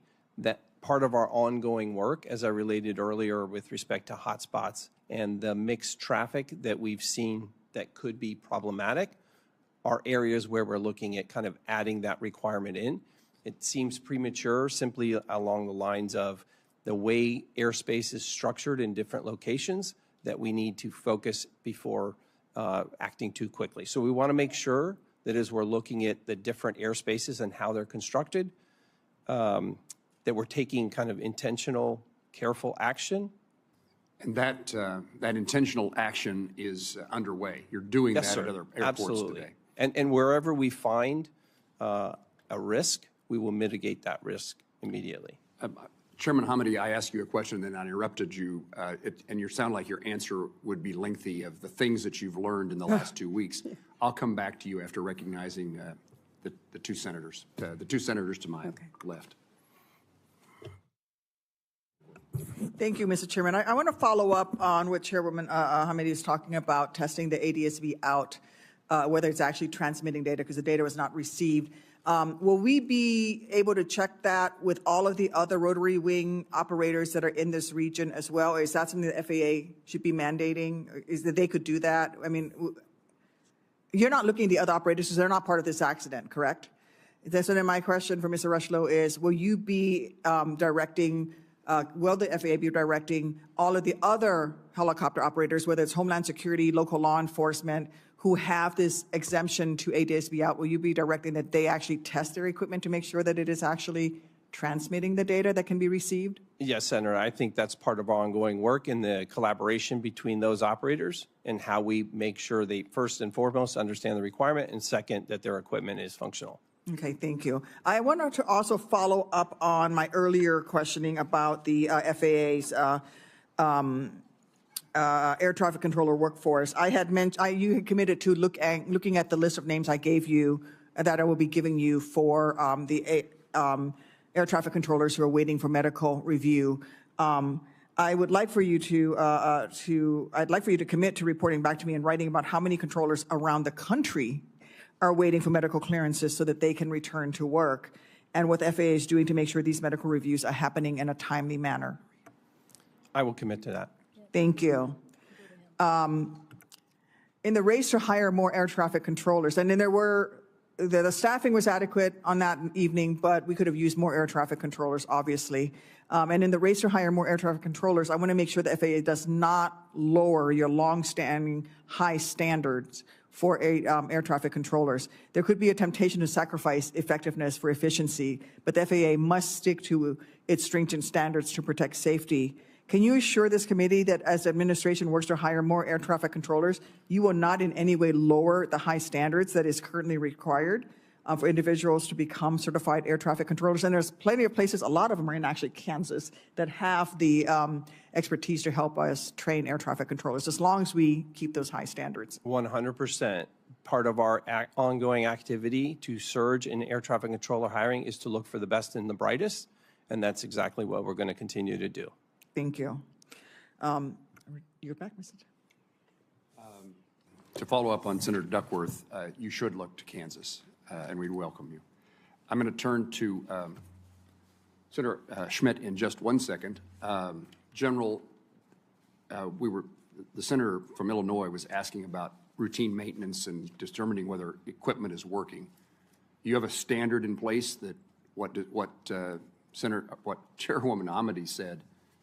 It doesn't make sense to me that you wouldn't know there were problems with the transmission or the equipment. Do you have a protocol in place and that equipment inspected on a continuing basis?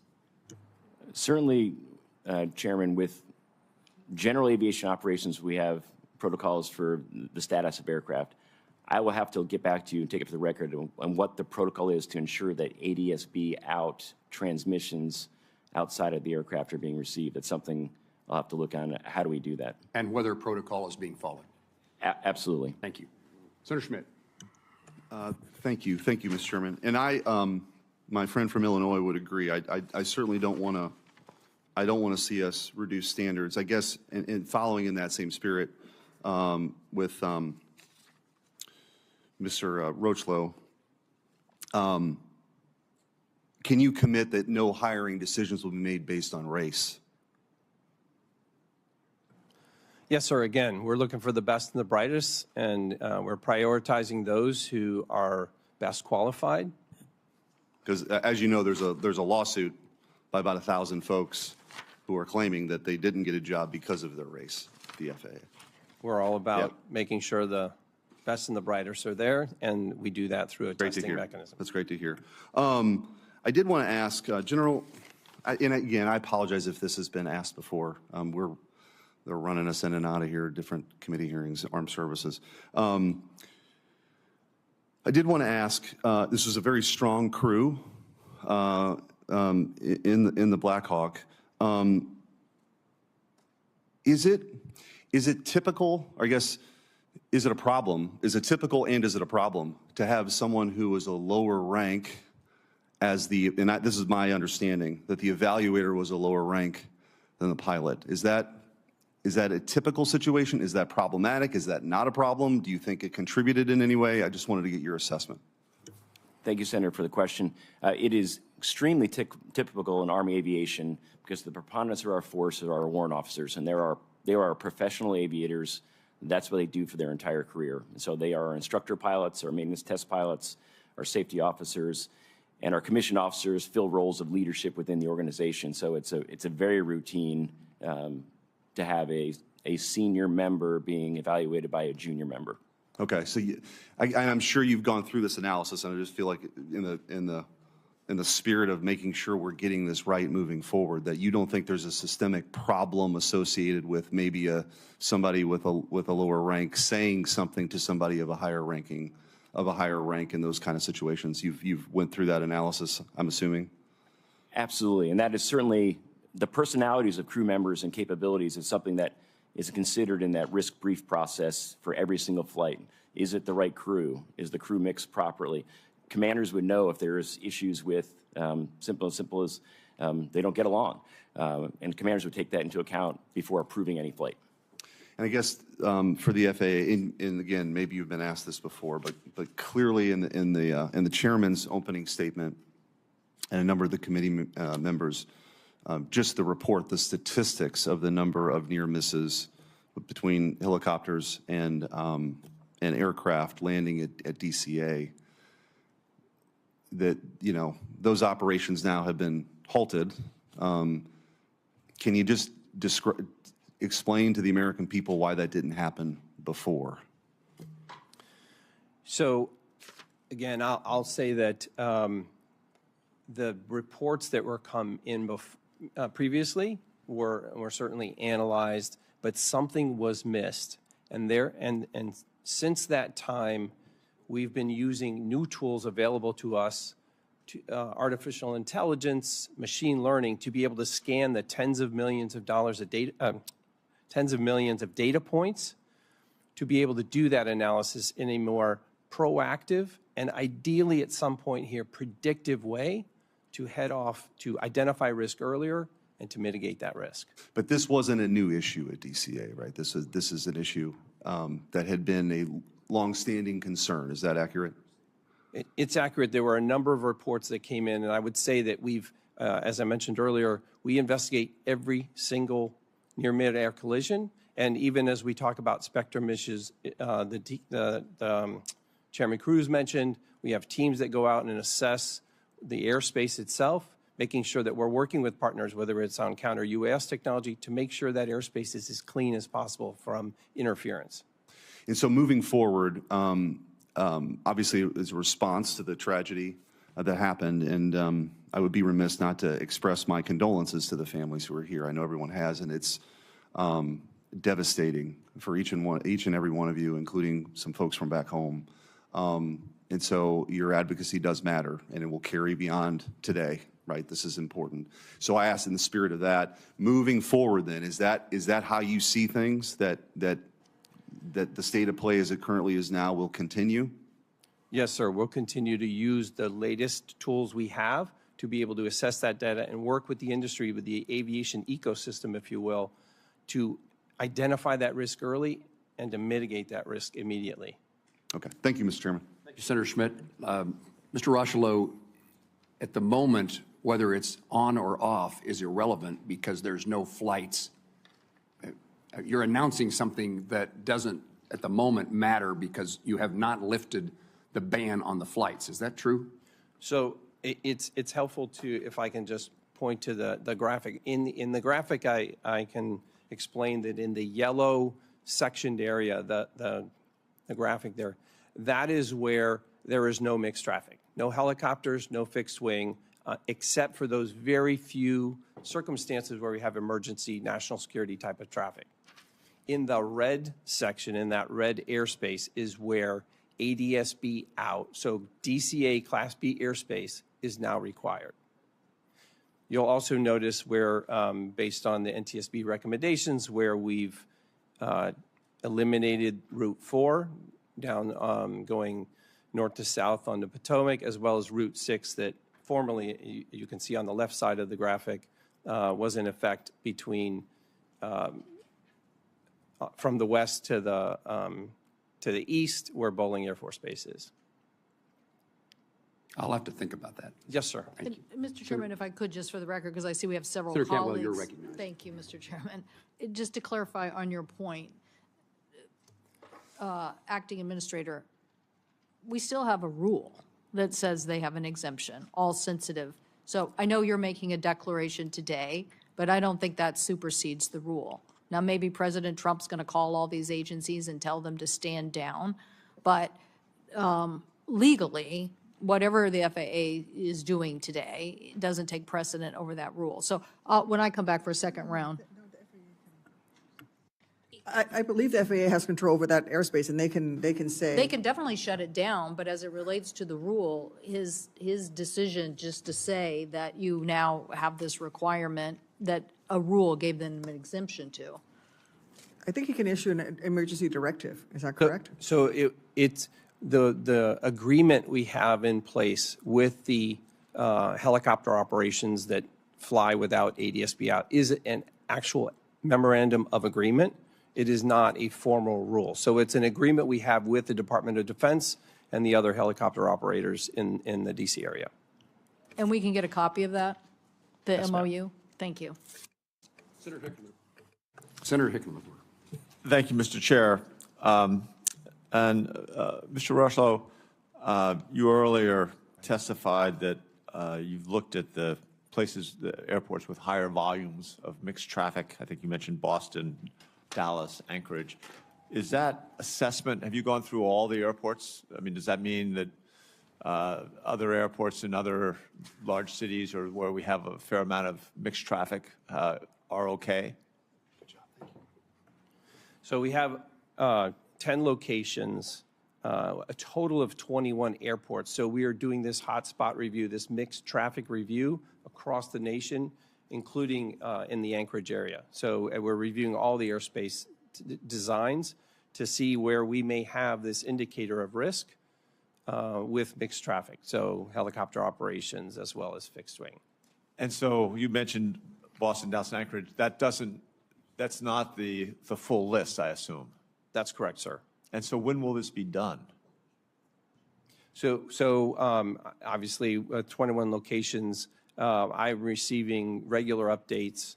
I anticipate that being, I anticipate that activity being concluded in the next couple weeks. I will tell you that our teams they're being very intentional about how they go through that airspace because it's been built over time as it relates to helicopter routes and other approaches and departure routes. So we're being very intentional, very careful. We don't want to move quickly with inducing additional risk. Right, I understand that, but obviously time is of the essence. Yes, when sir. you're a situation like this, making sure that even a preliminary warning as part of that assessment would be pretty valuable. And any indicator that there's an emerging risk, we would take immediate action. Ms. Hamady, you have in the past talked about workforce and making sure that you are fully staffed. And I think this is a direct follow-up on that. Are we fully staffed? I mean, you're going to look at this entire incident, and it's going to take the typical year and a half or 2 years, which, again, drives a lot of my constituents crazy. Do you have a timeline for when you will finish the full incident report or whatever the legal description is, when that will happen? We've committed to 1 year, barring any unforeseen circumstances, but 1 year. And so you have enough staffing on that?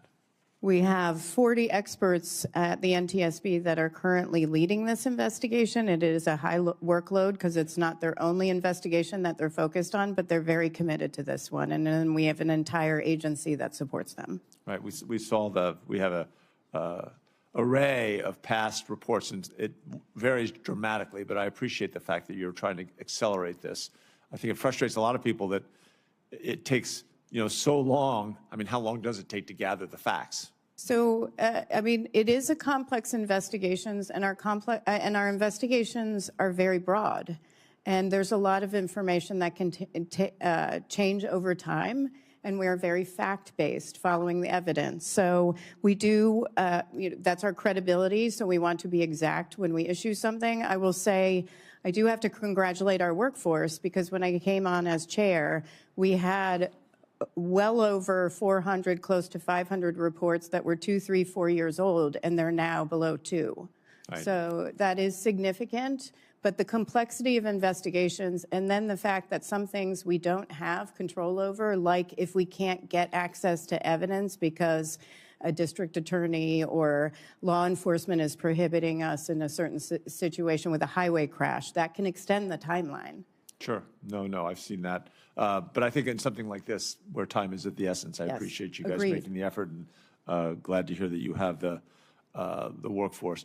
Mr. Rushlow, in your testimony, you highlighted some of the recent changes in hiring, and also especially in the training processes to make sure we have more qualified air traffic controllers, but full workforce. I know you're working with local colleges all over the country on that. Is that is that working? I mean, I think if we can accelerate that, we have Metro State in Denver is a place where we're turning out some of these members. Is that something you can ramp up? I'm very interested, and the Secretary has been very clear with the public as well as with me that we need to surge this hiring and do it well.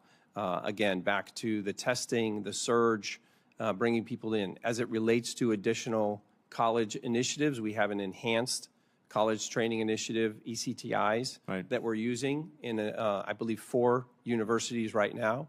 We're working with them with respect to advanced simulators and the like to make sure that we can get more, what we'll call throughput, but more controllers through those schools and get them out to the local facilities, centers, towers, TRACONs. Great. I'm out of time. Yield back to the chair. Thank you all. Senator Sullivan. Thank you, Mr. Chairman, and let me start by saying that my heart goes out to the families and loved ones of the victims lost in the American Airlines Flight 5342 disaster at DCA, and not long after that, unfortunately, as well, the Bering Air crash in near Unalakleet and Nome, Alaska, flying over the Norton Sound area. And I'm thankful for the chairman for holding this hearing, and appreciate the NTSB and FAA and DOD focusing on the after action so this doesn't happen again, either here in DC or in my state. And I do want to focus a little bit on my state, great state of Alaska, because as I think all three of you know, we have a very high rates of airplane crashes, highest in the country, and airplane crash fatalities, which is why we launched with the NTSB's good work in 2020 and the FAA's good work in 2020, the FAA Alaska Safety Initiative called FOSI. And in last year's FAA reauthorization, I was able to include a number of provisions with the goal of reducing the rate of fatal aircraft accidents by 90%. That's a very ambitious goal. And require the FAA to improve maintenance of weather equipment. So, Mr. Administrator, I want to get into that topic a little bit. I was just home. It came up a lot, how there might be cancellations of weather operations and infrastructure and reporting, which makes zero sense to me. I hope our federal government is not doing that. But one of the things in the FAA bill, I was able to include requirements for systematic improvements to the maintenance of our weather systems and advancing new technologies, and this includes a mandate for the FAA to take necessary actions to restore full connectivity of weather systems that are unable to disseminate information due to a telecommunications failure. We have telecommunications challenges in a state the size of mine. So can you talk to that, Administrator Rechelay? And then I would like to get an update from your perspective on where we are on the FOSI initiative. As you know, the Secretary of Transportation and our press conference that we all did together, and again, I appreciate everybody participating in that, has made this a very top priority of his. And yet, as we saw in Alaska, we had a fatal crash that, hopefully we're going to learn from. Can I ask you on that, on the data link, telecoms, weather reporting, which is a big deal for my state?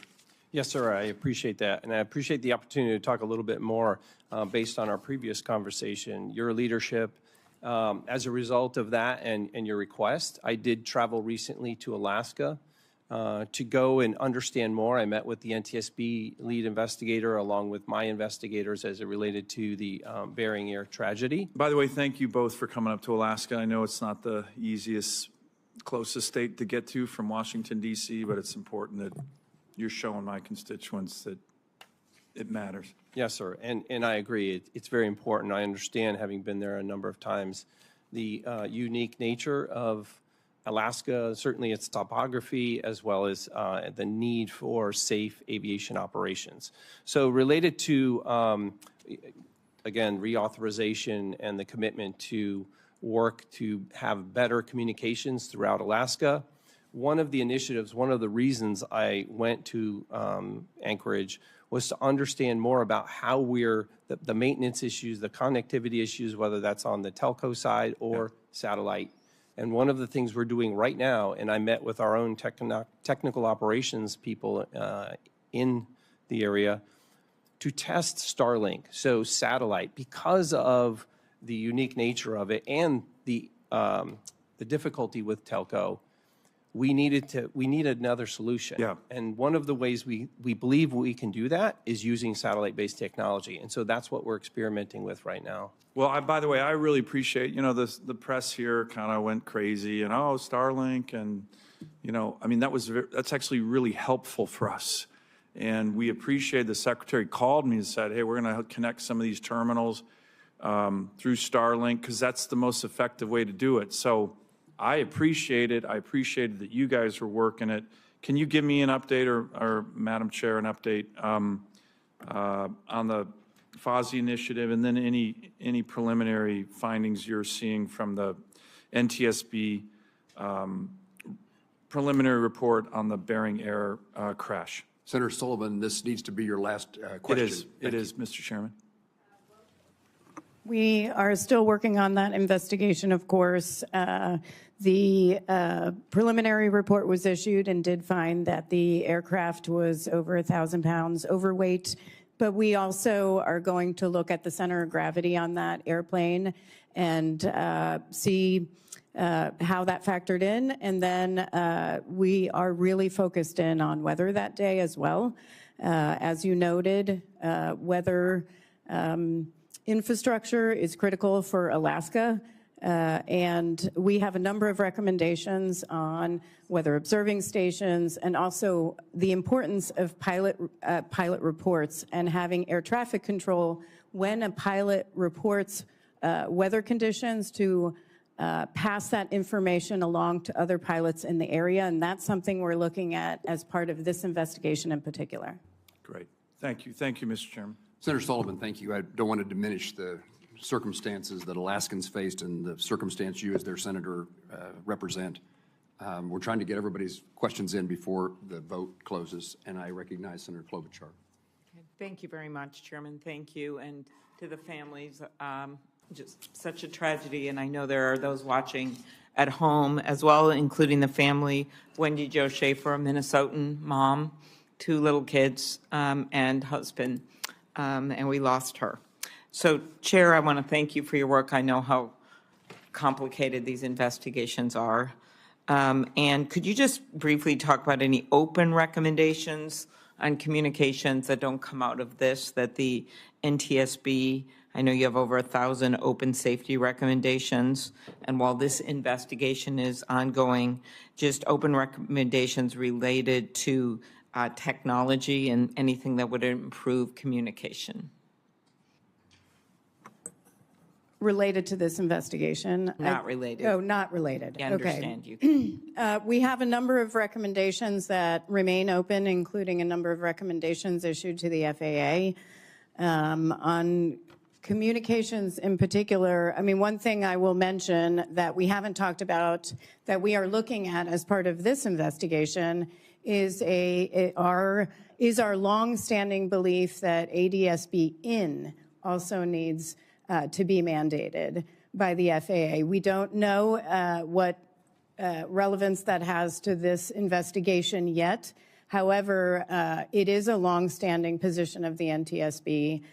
It will provide key information to pilots.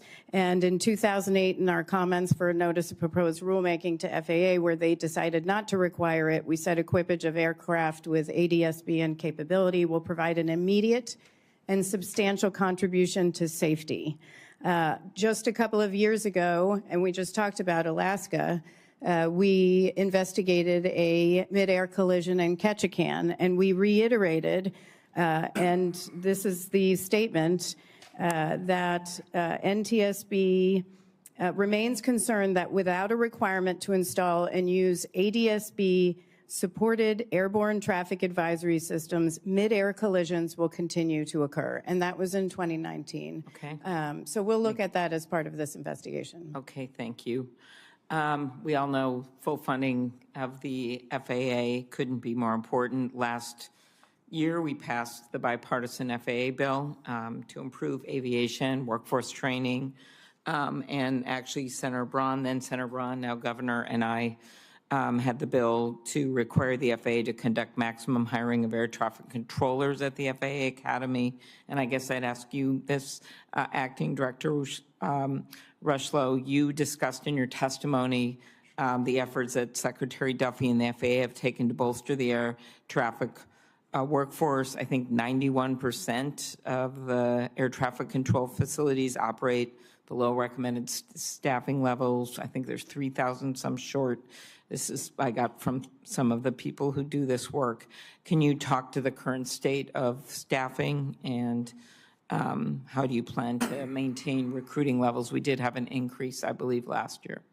Yes, Senator, and thank you for the question. This is a very important issue for the Secretary and myself as we look at the safety of the national airspace system in general, but certainly as we're looking to bring the best and brightest controllers into the airspace system to make sure that we're providing that safety for Americans as they travel through the air. I would say that as a result of this surge, we had over 10,000 applications. Over 8,000 of those have now been referred to testing. We've streamlined the process, cut roughly 5 months off that process. So going forward, we intend to have no empty seat at any upcoming academy classes.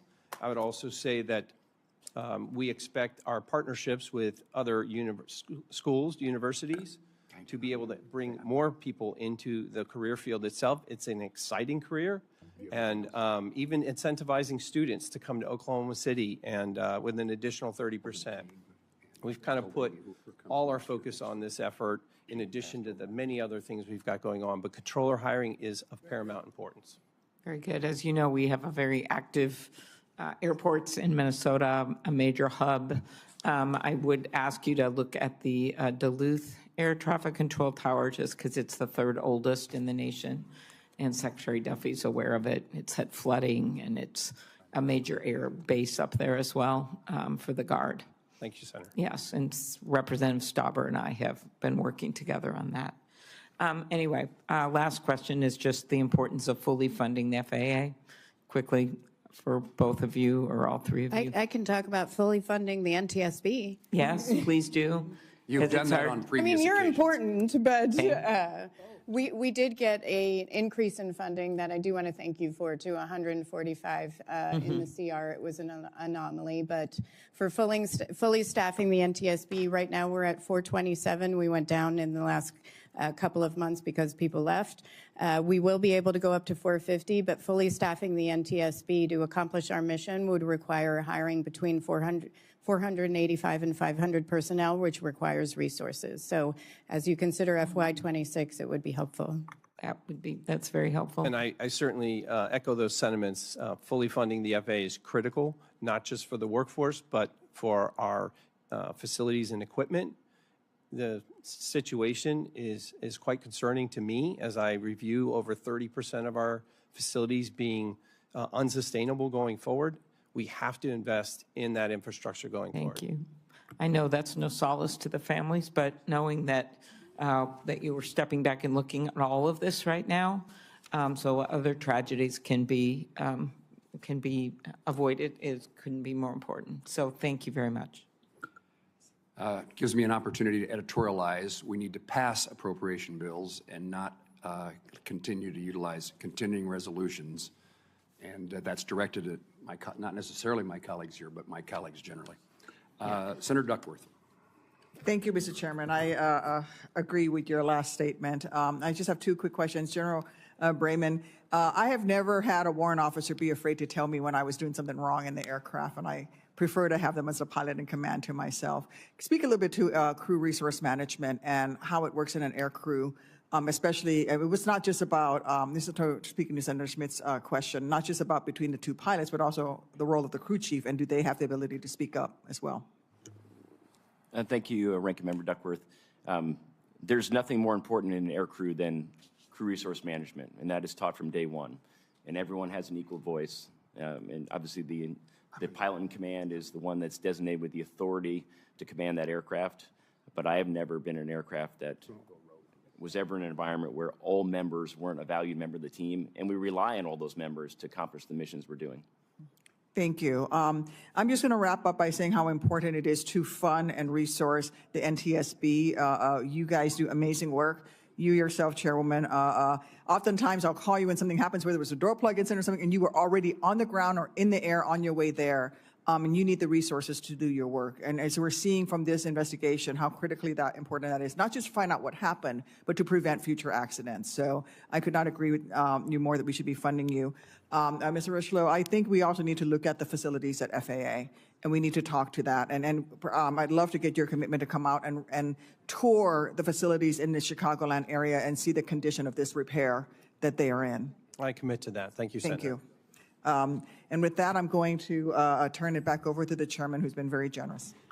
Thank you, Senator Duckworth. I'm going to ask just a couple of tidbits, and I hope they're important questions more than tidbits, but I hope we'll be short so I can go vote. And I think that Senator Duckworth will close out the hearing in my absence. First of all, the fact that ADSB out, there's evidence that the transmissions were not received. And apparently the Army doesn't know that they weren't received. Why doesn't the FAA know they're not received? I'm not aware of that. I know it's a part of the ongoing investigation.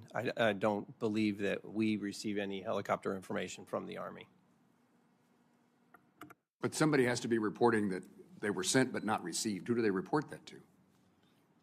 Again, I think that's part of the investigation. My assumption would be the Army. Okay. Well, no. The Army could have it turned on, but I think what the chairwoman is saying is that the receiving station got no data, so the Army has got it turned on, and they don't know that it's not receiving. So this is, again, this communication issue between the different agencies. Right. Senator Duckworth was speaking on my behalf. She said it exactly right. I said you were generous. I think my concluding question, and then I recognize Senator Markey. What is the current state, this is to you, Mr. Rocheleau, of operations at DCA? How are they different today than they were on January the 29th? Yes, sir. Again, I appreciate it, the opportunity to explain. So immediately after January 29th, we restricted the airspace and in the yellow box, as I showed in the previous graphic, for mixed traffic. So no helicopters or fixed wing will be in that box, if you will, The yellow. the yellow box going forward. In the red section, And that's that is where still true class- today. Yes, sir. And that is permanent. We have made that permanent. We've also eliminated Route 4 and Route 6, the crossing that goes over to Bowling Air Force Base from DCA. Any other changes? Well, I would ask about number of flights. It appears to me, and my understanding is there are fewer flights utilizing Reagan National Airport? Yes, sir. Thank you. In the aftermath, we reduced the rate, the arrival rate. A lot of that was to support the NTSB ongoing investigation and the emergency response work. Today, we are running at what we call a 30 rate, so 30 arrivals an hour.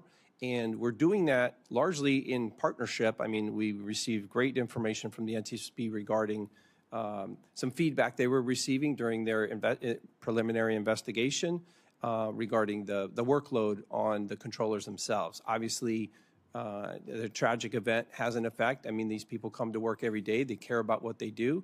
And so we reduced the rate down to 26. Slowly, we move back to now we're at 30 rate. And will that stay constant or change in the future? So that, right now, that's constant, that's staying. We're continuing to For monitor the that. foreseeable future, the 30, Yes, sir. is it 32? 30? It can go to 32, but right now we're at 30, and we plan to maintain that until such time as we assess the safety and being able to go to a higher rate. Senator Markey, are you okay if I continue just a moment? I often, almost without exception, when I'm chairing a hearing, ask the witnesses at the end, the conclusion of the hearing, is there anything that you want to correct that you didn't say as you wish to say it? Something you want to make sure we hear? And then I'll turn conducting this hearing over to Senator Duckworth. Ms. Hamady? That's when all my staff cringe when I chime in. On this one, I would say I know there is a lot of focus on the FAA right now. I do think they are very focused on safety. We have an excellent relationship and have been in communication constantly since this accident.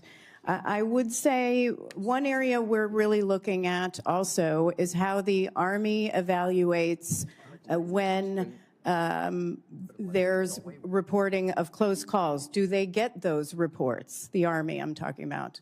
And how do they communicate, at the battalion level, how do they communicate and talk about safety? How do they evaluate safety? Are they getting reports? Are they monitoring their own helicopters that might exceed altitude levels? We have found so far that a lot of the conversation and safety discussion at the battalion level is really focused on OSHA slips, trips, and falls. There is a disconnect on some of the discussion around safety and safety assurance from the Army as a whole versus the battalion level. So we're really looking at that. Please answer this question, but just in my absence. Yes, sir. And I appreciate the opportunity. I just want to make it crystal clear that something was missed at the DCA crash. I take that seriously. I take that upon myself. I returned to the FAA just 2 months ago because I care about the National Airspace System and the safety and the workforce. I'm dedicated to continuing that work. And I will continue to review what I mentioned before with respect to the hotspots, working closely with NTSB to learn what happened here and to make sure it never happens again.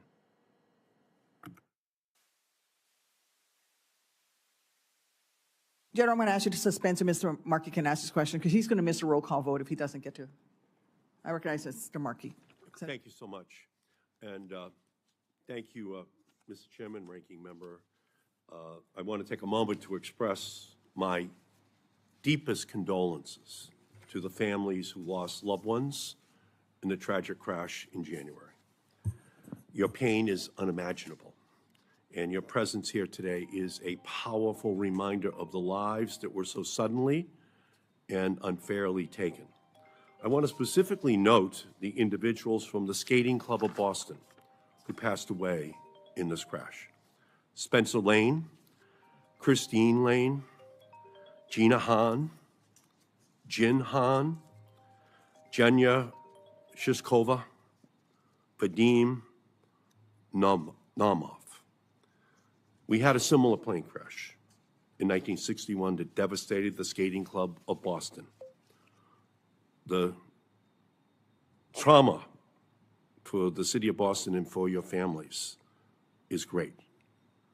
So please know that we grieve with you, and we are committed to finding answers and accountability in honor of those who you have lost. Chair Hamidi, thank you and the entire NTSB team for your work to investigate this crash.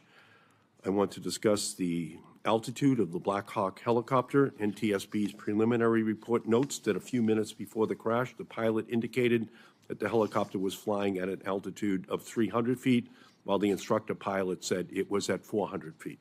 The report also found that helicopters may have been above the altitude restriction in over half of near misses that triggered an advisory from the plane's traffic alert and collision avoidance system. In your experience, are altitude discrepancies like this common, and are you concerned that Black Hawk altimeters may have a systemic problem? This barometric altimeter, we've done substantial examination on it. We don't think we're going to get much from this altimeter because there was such damage. We're going to have to look at other data, but I think it's too early to really say what the discrepancy was or whether it was a discrepancy. There was no information other than 1.1 nautical miles west of the Key Bridge when the pilot flying said, I'm at 300, and the pilot instructor said, I have you at 4. There was no further discussion of why. So there's a lot of work that still has to be done. Administrator Rushlow, on a related issue, Elon Musk recently made alarmist claims about the FAA's air traffic control communication system. He said, the FAA assessment is single-digit months to catastrophic failure, putting air traffic safety at serious risk. The situation is extremely dire. Elon Musk is in charge of all of the investigations into every single federal agency. That's scary. And this is at the same time that he may be pushing for Starlink, his own company, to take over the contract to upgrade the communication system. And 1 month ago, the FAA announced it was deploying multiple Starlink terminals across the country. Give these systems critical importance to our aviation system. These developments raise serious questions about aviation safety. So I would like you to set the record straight on this issue. He said, basically, we have single months, digit months to catastrophic failure, putting air traffic safety at serious risk. Is that tweet accurate? I would say that the circumstances around our air traffic system are in great need of renewal. I didn't ask you that. I asked, the public needs to hear this. Are we within single-digit months to catastrophic failure, putting air traffic safety at serious risk? I know we need new air traffic control facilities. I know we need that. I know you're saying we are at risk. Is that what you're saying? Are you agreeing with him that we are? I'm saying our air traffic system needs modernization as soon as possible. You understand, we can't have people heading for airports all across the country right now with Elon Musk, the ear of the president, saying that we're within single-digit months of catastrophic failure. Can you assure people that that's not the case right now? I can assure you the flying public, to fly is safe. We have the safest, most complex system in the world, and it is safe to fly. I would also say the air traffic system is in dire need of upgrade, and it's something the Secretary and I have been working on intensely. Well, so you're saying that this is not right. We're not within months of a catastrophic failure, because I don't think anyone wants to put a family member on a plane right now with this kind of assessment. Have you made the assessment that we're within single-digit months of catastrophic failure? Have you made that assessment? I have reviewed assessments in the last 2 months and understand that our equipment needs to be upgraded. I didn't ask you that. We're Is it having safe? Is the existing equipment safe? Is the Yes. existing equipment putting travelers' safety at serious risk? Is yes or no? The existing system is safe. Is safe. All right. We need to know that. Okay. Are any SpaceX employees serving as special government employees at the FAA right now? We had 3 special government employees from SpaceX. We are only in contact with 1 at this point. I would make it very clear they did not do any air traffic. They didn't plug in any equipment. They came in to observe our operations and provided expertise along the lines of software and computer systems and how we... Did any employee have any involvement in the FAA's decision to deploy Starlink terminals in February? I'm sorry, if you could just repeat that question. Did any of those DOGE employees have any involvement in the FAA's decision to deploy Starlink terminals in February? There were no DOGE employees in that decision. Starlink is being tested at a number of our facilities, only tested and not plugged into any air traffic systems. Are any of these employees involved in the decision-making process around the deployment of additional Starlink terminals? No, sir. Okay. So I recognize that Starlink terminals may be an effective communications tool in remote areas, and I'm sure Starlink engineers think highly of their potential. We just need to be extremely careful. Yes, sir. That in making these life and death decisions, that they're not based on any pre-existing professional biases or financial conflicts. That's your job. You got to make sure this is the way we operate, because we're going to have hearings on this as this year and next year unfold. So I thank you, and I thank you, Madam Chair. Thank you. I'm going to return to General Brayman so he can conclude his remarks. Thank you, Senator. I do want to clarify 2 quick points. One on the memo requested by the chairman and both chairmen. It can be made available. However, it is part of the investigation. That is the unit's memo that discusses how they utilize ADSB out off. It's their policy letter. It is in the purview of the investigation. That is why it's not currently releasable.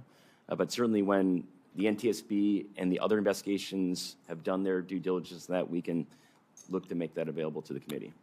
Sure, For the NTSB, if the policy existed prior to the collision, you can provide it. That can be provided. Thank you.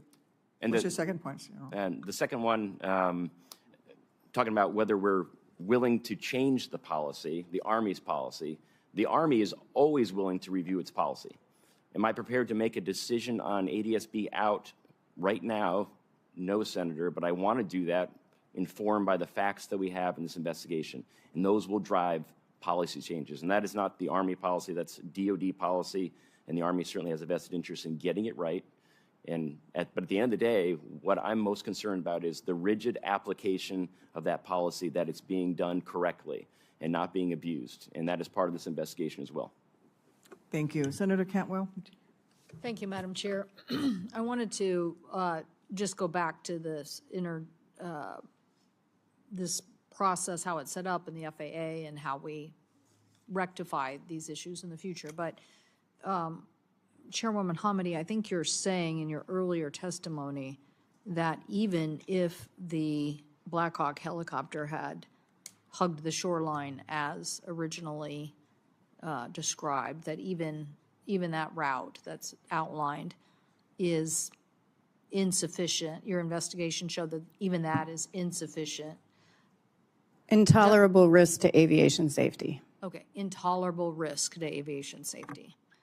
So, Acting Administrator, how did we get to a point where we have a route that's allowed and mapped, that the military is flying, that's interfacing with commercial aviation, that as by the very definition, the NTSB is saying it was, even if they flew the correct path, was an intolerable risk? I think you're saying that because the difference in separation was just too small.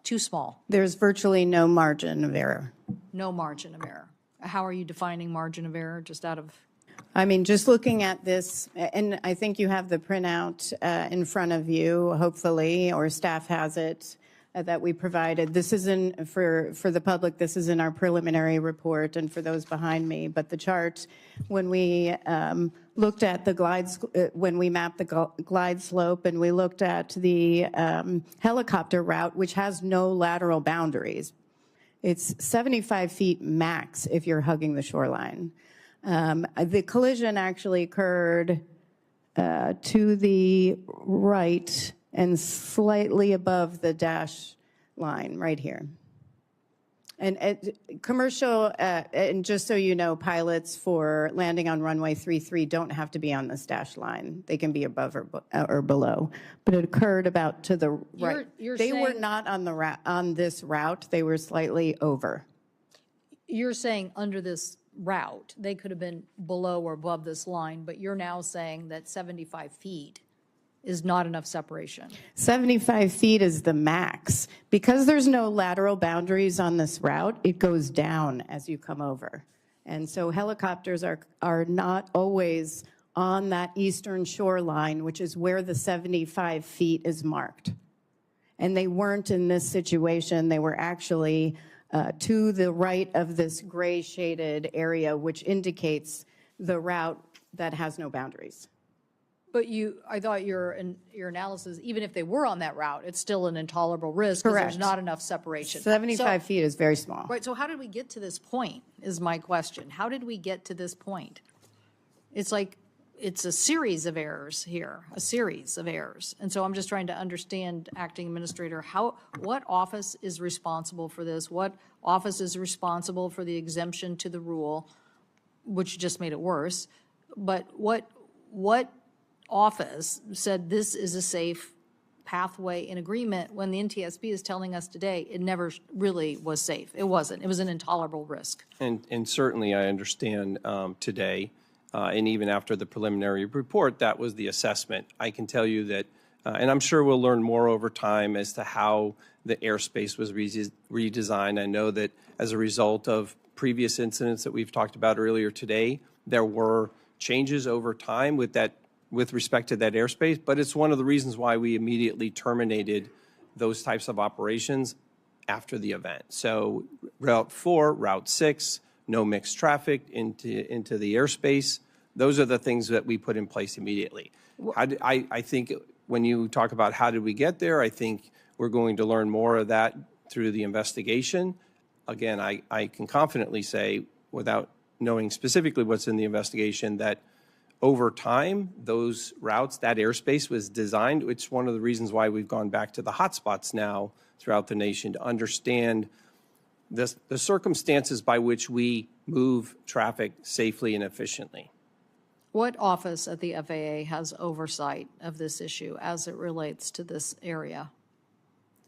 So we have, the air traffic organization builds out the airspace, and there's an aviation safety office that reports directly to me that oversees the air traffic organization. And did that office ever bring up any of this data or information or have input from anybody that said, we don't like this scenario, there's too many close calls, too much interface, too complex, too hard to deal with? On this specific route, I'm not aware of that. I know that when we are presented with those, and we have been, and that's how airspace changes, when we're presented with those circumstances, situations, near-midair collisions, we investigate them and we put mitigations in place. Well, I'm questioning whether anybody was investigating. I mean, that's the issue. You had an alarm going off once a month. You had the data. Maybe you're saying maybe people weren't looking at it. And while I get that AI is this very new and interesting technology, it's no substitute for the FAA having an oversight over this level of traffic. And so, as my colleague, the chair of this hearing mentioned, that like now we want to know, do we have other problems in other airspaces? I mean, we're very focused on DCA, but now we want to know, we have big military complexes, 10 bases, 10 military installations in the state of Washington. I'm sure Chicago has a lot. We want to know, do we have to worry about this somewhere else because the FAA isn't looking and doesn't have an organization that is overseeing this information? I agree 100% with you. This is of utmost concern to me, not just in the DCA area, which, again, we've put measures in place to reduce the risk and to make the airspace less complex. This is one of the reasons why we have a task force working on what we're calling hotspots, to ensure that we're looking at airspace design wherever we have mixed traffic in 10 locations. I believe it's a total of 21 airports specifically, to see where similar traffic like this needs mitigation. So you say this office reports directly to you, and you say this, they oversee these areas and the interface. So let me be clear about that. The office that oversees air traffic reports directly to me. The task force, the group of people that are looking at these hotspots specifically, are part of multiple parts of the agency: air traffic, aviation safety, airports. So we have a number of people part of that effort to make sure that we're looking at the airspace design, and if we find risk, we react. Well, there was risk, for sure. There was risk. It was being sounded in an alarm, and it wasn't being addressed. So now we have to figure out why that wasn't being addressed. There's a lot of information here that says very high risk, very high risk. So why was that ignored, or was no one looking at it? So we need an answer. I think this committee did very good work, in my opinion, after the Columbia accident, and set up more safety offices to make sure that we never miss something like that again.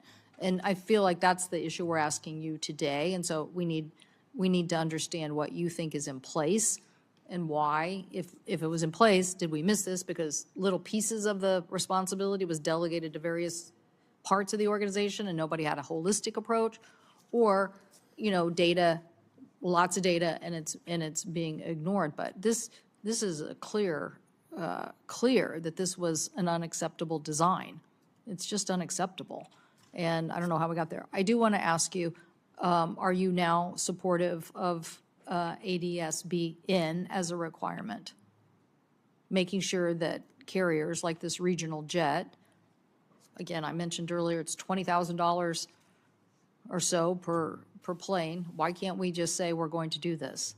I did understand from the chair earlier that it's been an ongoing recommendation. I have not personally looked into that in the last 2 months as to what the expectations are on ADSBN. I know that equipage on aircraft throughout the system can be challenging, but I certainly will take that back and look into it to figure out what specifically ADSBN would be, what would be required to mandate that. Certainly, if Congress passes a law, we would, We already did, by the way, we already did. It was called the reauthorization bill. And as I said in my opening statement, we basically authorized spending for this through the equipage program. And, you can discuss how this actually gets deployed, but I'm pretty sure the consumer ends up paying for it regardless in some way. And so the point is, NTSB has been recommending this. Is that right, Chairwoman? That's correct. You've recommended this since 2008? And I have to look, but I think we actually have recommendations on ADSB that precedes that. Those were comments, and if I may I add our 2008 comments to the hearing record? Thank you. So I think, Acting Administrator, I think we need to hear from the Department of Transportation and the FAA that they understand that these recommendations have been on the table and you need to respond to them. We don't want to do that. We don't want to keep doing this, which is having one organization who has to investigate all the accidents, deal with all the families, deal with the grief and emotion, and then have an FAA that gets too cozy with industry and gives them exemptions. We don't want that. And so what we want is you to listen to the NTSB. And I know this is historic. I'm not blaming any administration. It's historic. It's historic. As long, it's been there since the beginning of the big crashes that we've had, way before the MAX, where the FAA makes safety recommendations and then they're ignored for I don't know, sometimes a decade. And then people finally say, oh, okay. But we owe it to these families. We owe it to them now. It's not that hard to get this done. So I hope you will take this back to the Secretary, have an internal discussion, and basically agree it's time to get this done. Yes. And if I may add, and we're going to look at this as part of our investigation to see how it could have factored in, but the CRJ had ADSB out. It did not have ADSB in. And so we are going to look at what that information could have provided to that flight crew and how it could have made a difference. We've seen that in other investigations, which is why we have these recommendations. Thank you. I do think that a nationwide look is important. I'm glad that FAA is looking at the hotspots. I understand that many of these routes, it's not just the military that's flying them. It is local law enforcement. It is federal law enforcement. It is hospitals are all flying them as well. But I do think beyond a very local, local look, a national look is really important. Thank you all for coming. Again, my condolences to the family members. I just want to say again, thank you. Thank you again to Chairwoman Hamidi. Thank you, Mr. Rushlow. I know you've only been acting for a couple of months. We're without an FAA administrator for 3 years prior to your immediate predecessor. And again, General Raymond, thank you for being here. Thank you to all the witnesses for their important testimony today. Senators will have until the close of business on Thursday, April 3rd to submit questions for the record. The witnesses will have until the close of business on Thursday, April 17th to respond to those questions. And this concludes today's hearing. The committee stands adjourned.